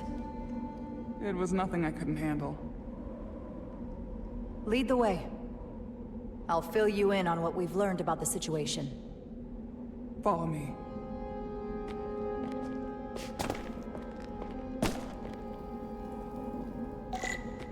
The device Galvin and Sidron brought back from the mines is being used to control some sort of warp disruption weapon that has the Resolute trapped in Hotari space. According to our readings, the power source for that device is on this moon, at the specific coordinates I sent you. That sounds impossible. But explains the rumors of the Hotari controlling the ionic storm. We strongly suspect the device was created by an ancient empire known as the Takan. The Takan? Once the most powerful civilization in the galaxy. But they've been gone for over 600,000 years. It's hard to believe there's something like that on Tau. Which is why I need proof. If we find hard evidence that Galvin and his allies are hiding dangerous Takan technology, I can convince the Federation to let us intervene. Understood. We're almost there.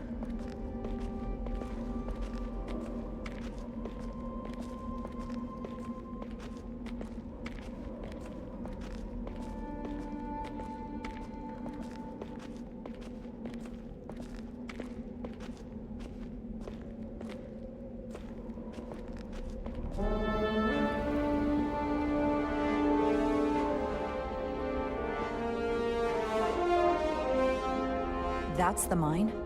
Prospect 614 North, Subdivision 20.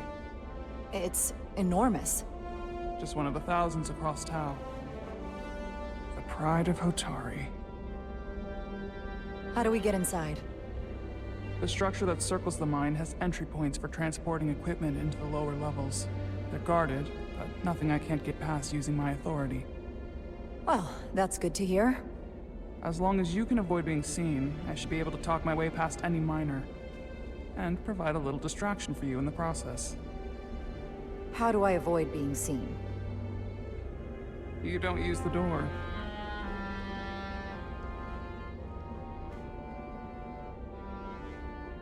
How dare you!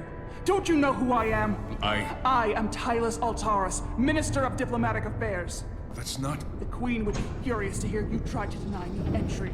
The Queen? But I just... You just what? Just now realize the trouble you've made for yourself? And who exactly do you think you're going to report this to? Because I'll be reporting it as well, to someone much further up the ladder. You have no authority here. Do you understand who pays your wage? I can inform the Queen directly of this insolence. There's no You'll need. regret everything you've said here today. You should have opened the doors the second I appeared before you. That's not the protocol. I didn't know Each second you delay my entry will be recorded, processed, and permanently marked on your record. I can't believe this. Does your brain function? Someone takes their breaks up here. Maybe the same guard who left that window unlocked. I suppose the view is nice. I've reached the end of my patience. Escort me to the maintenance bay. I told you I can't just... Now! But fine. A wise choice. Lead the way. Wait.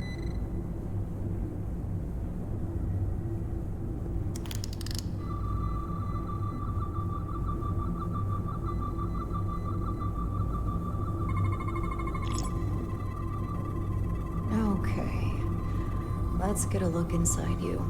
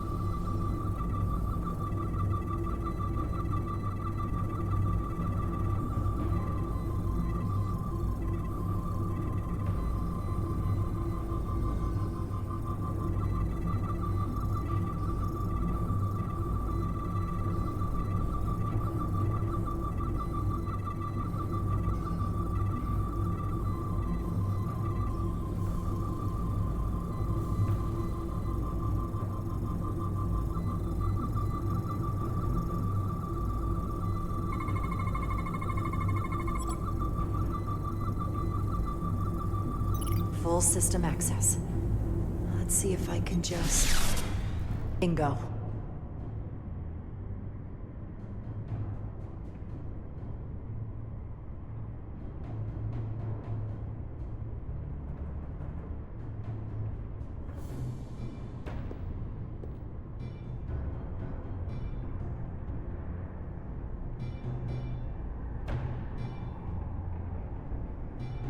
Better hurry. Not sure how long she can keep him busy.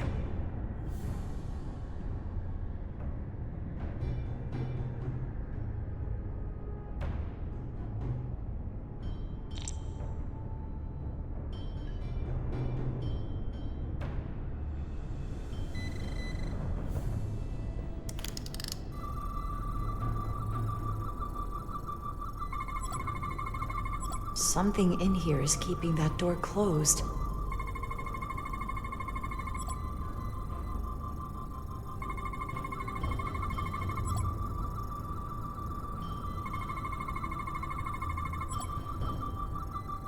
Got it. Should remove the security check on the door.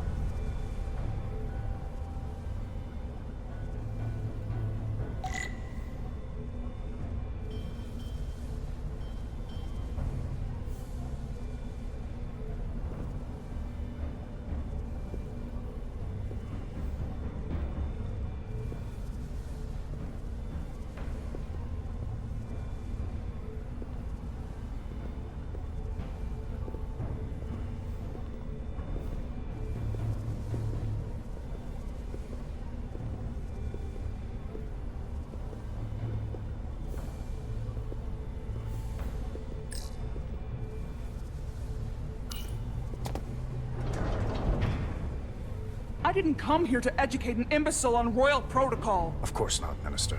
So I will be about my business here, and you will take yourself out of my sight.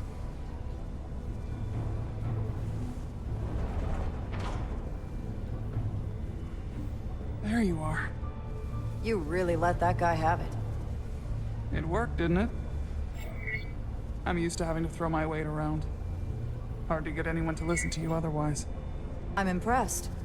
I didn't know you had it in you. There's a lot you don't know about me. Underestimate me at your peril. The catwalks were booby-trapped. Galvin and Sidron have gone to great lengths to keep out the uninvited. Well, we're inside. Where do you want to start? The ionic interference is coming from below us. We need to go deeper.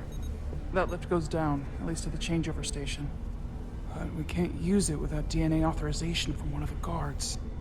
I have an idea, but we need a few samples of DNA from the miners who work here. Samples? Fingerprints, sweat, blood. Which will trick the machine and get us control of the lift. That's the theory. Let's test it.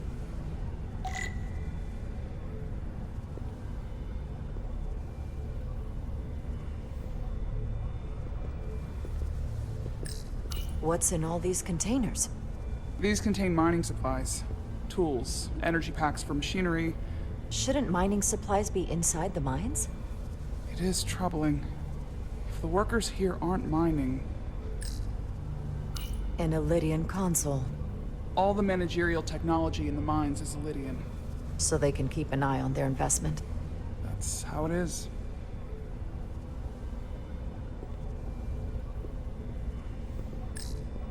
Hopefully that guard stays outside.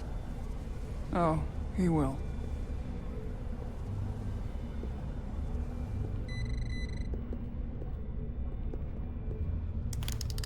Wow, that is a lot of DNA. I should look for the most concentrated spots.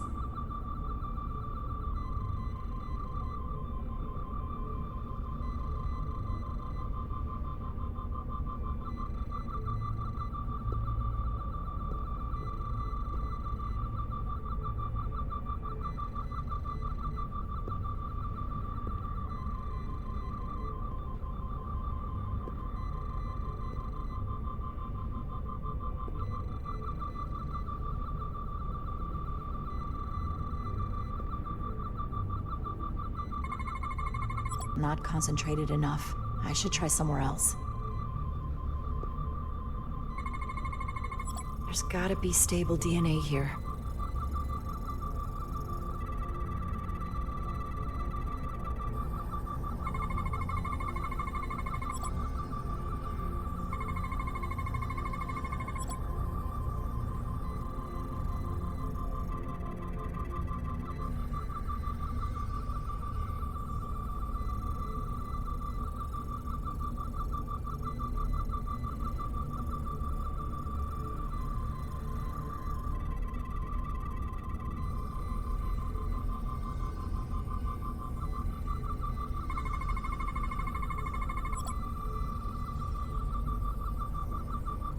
That's a stable DNA sample. It's only partial, but a few more should do it. Almost looks like coffee. Almost. I'll have some Ractogeno when I get back to the ship. If they eat in here, it's likely there's some DNA in the room.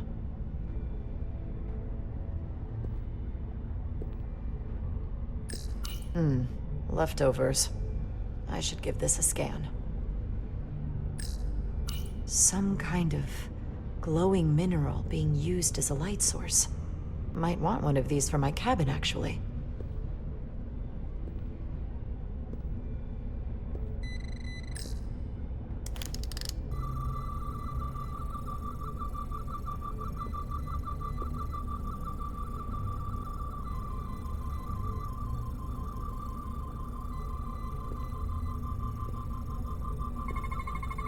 Not enough. Gotta keep looking. This'll work.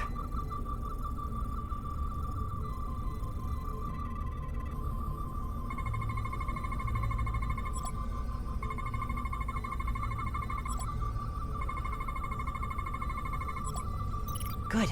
That's another I can use. Just need one more sample. Hygiene clearly isn't a priority down here.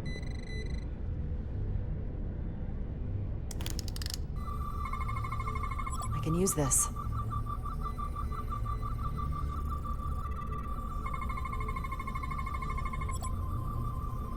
Perfect. That's enough to make the DNA profile. Time to go back to the lift.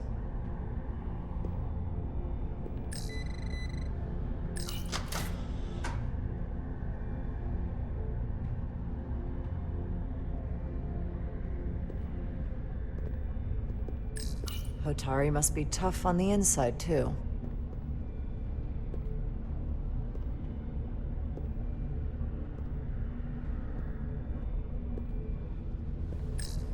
You're not coming inside? There are some things I'd rather not smell. Ah.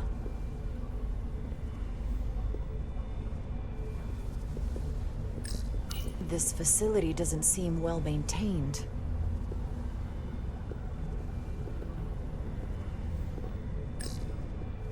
Do you think we could just find a way to climb over this? Possibly. But the console on the lift itself is locked by the same system that locks this ramp. No shortcuts, then. I'm sure you can figure something out. That's an enormous tractor beam. One of our strongest. The miners dump everything they find into the center, and the tractor beam moves it all up into the collector ship. You sound a little proud of it. The Illidians may have given us new tools, but the methods of excavation are all Hotari designed.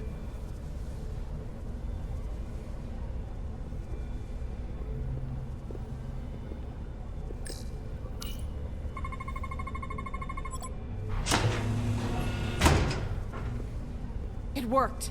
Theory proven. I'll get it started.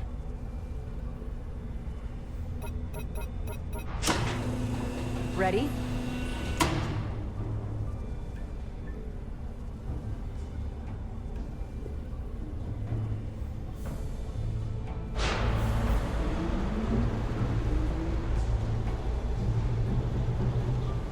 I'm a little afraid of what we might find down there.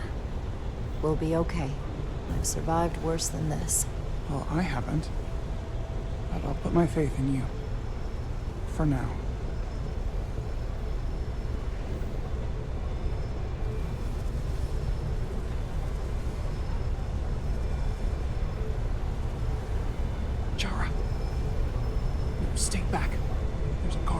location, you'll have to hide.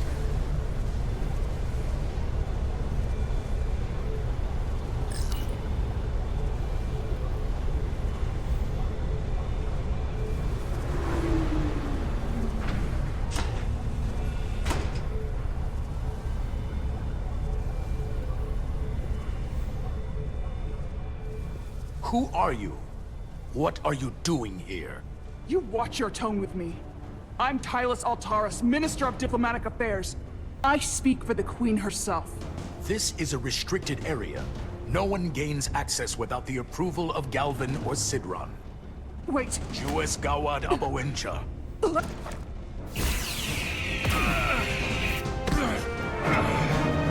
Are you all right?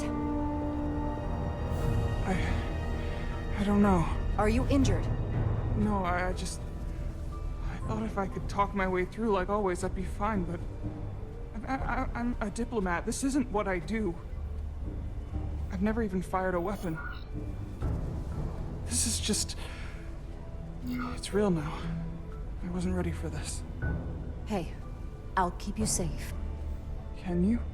I was a tactical officer before I was posted to the Resolute.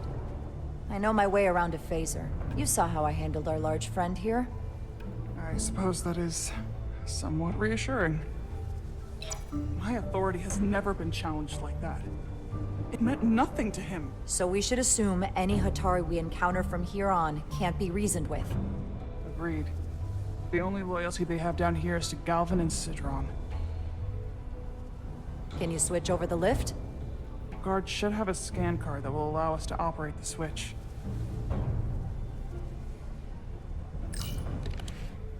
Got it.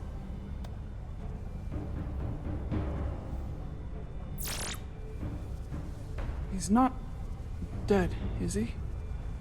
He's still one of my people, and I didn't come here to take Otari lives. My phaser's set to stun. He'll be perfectly fine, just unconscious for a while. I see. We don't have that sort of technology on our weapons.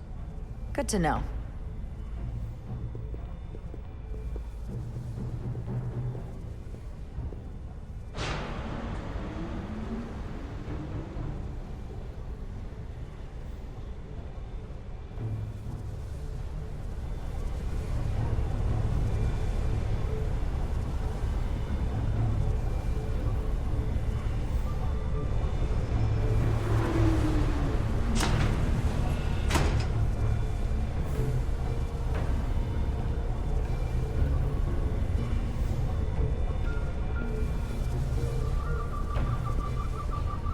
The energy readings are emanating from this tunnel.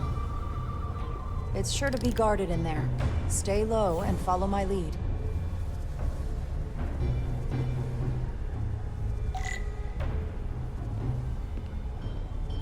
Is that all dilithium? Not all of it. We excavate large chunks of rock that contain varying amounts of dilithium ore. It's sorted and processed at the collector ship above.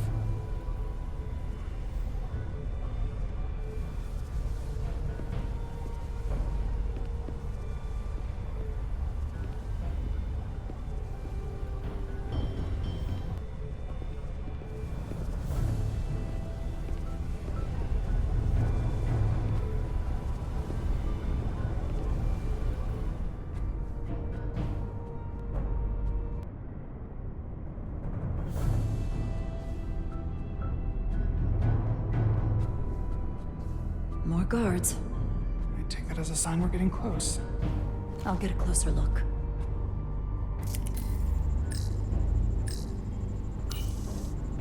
Looks like they've improvised a barrier. Yes, we must be getting closer.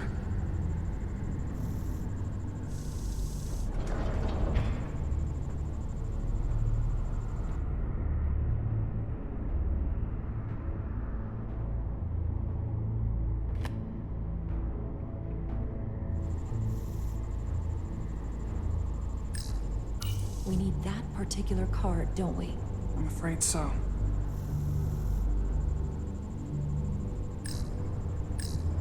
We don't have time to wait for them to finish whatever they're doing. We'll have to try to keep low and sneak past them. I'm starting to see the utility of a phaser. I wouldn't stand a chance against all three of them.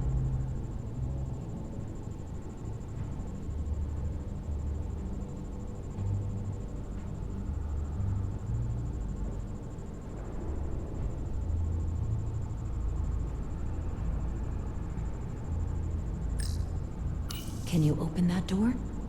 Not without that scan card. I don't like our options here.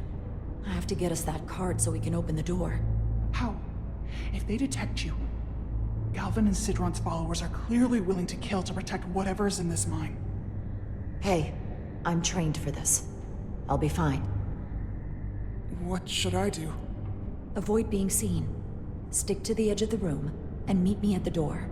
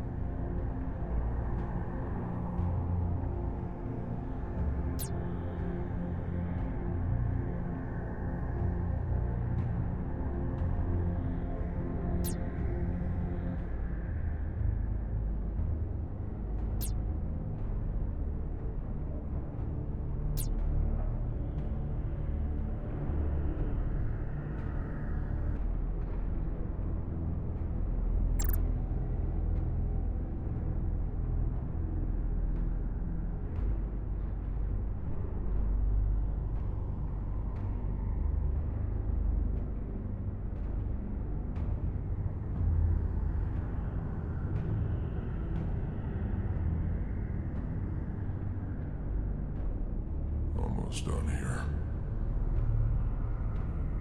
We sure the Lydians won't try something else. They saw our power, our resolve. They're terrified of us. Until the plan is complete, we're vulnerable. Then get back to work, and we'll complete the plan more quickly. Almost complete.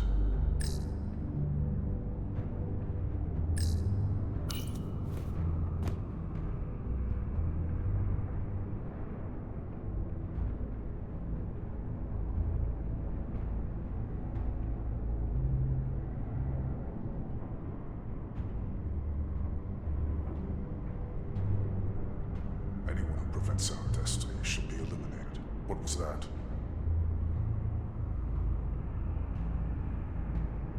We need more than someone there. My mistake.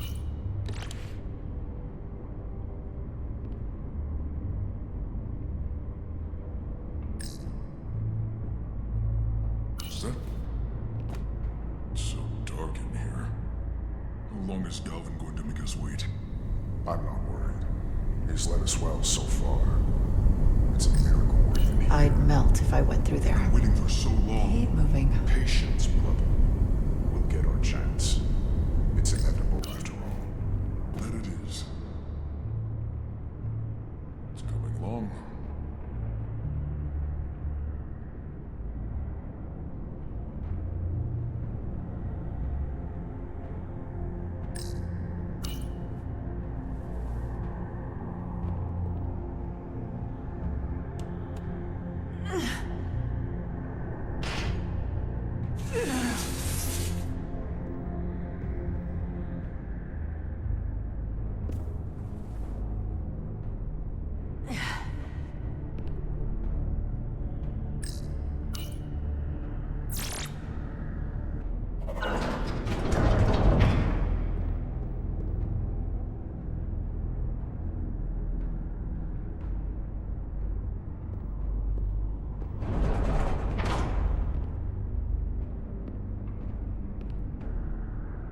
Stay close.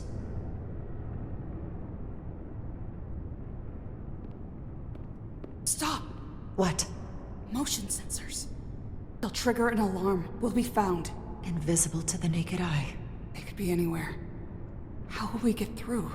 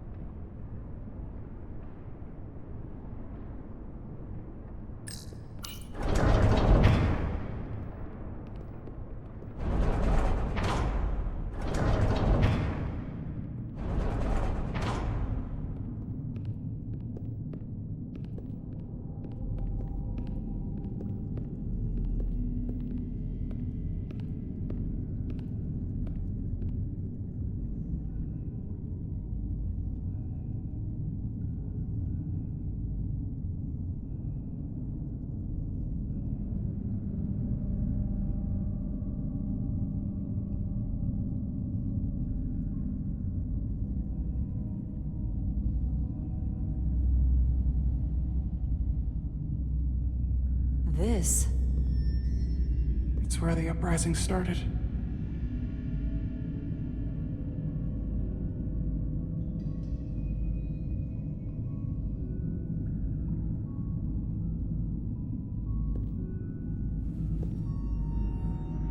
Hotari don't do this. We defend ourselves, but we don't kill on this scale, this level of savagery. There's no such thing as a bloodless rebellion. I don't know if we should keep going. So much death. I don't want to end up like them.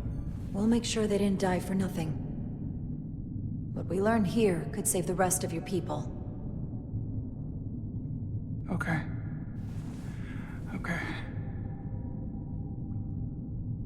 Whatever happened here, it made the Illydians abandon the mines. Let's find out what they're so scared of. Hotari and Illydian. Both sides took a beating.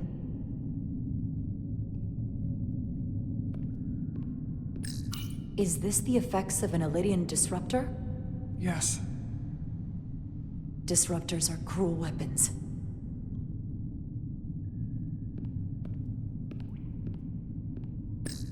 The Hotari fortified the side of the room opposite the door. It's a good tactic, but a few crates aren't going to stop fully armed Illydian soldiers. How did they win? From the blast marks, it looks like the Illydians had far greater firepower.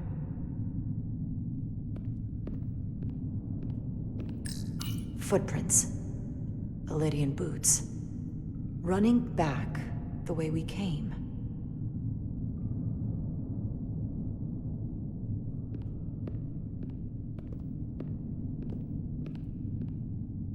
Tylus. What? What kind of weapon did this? This is like nothing I've ever seen or heard of. My people don't have a weapon that does this. What else can you tell me?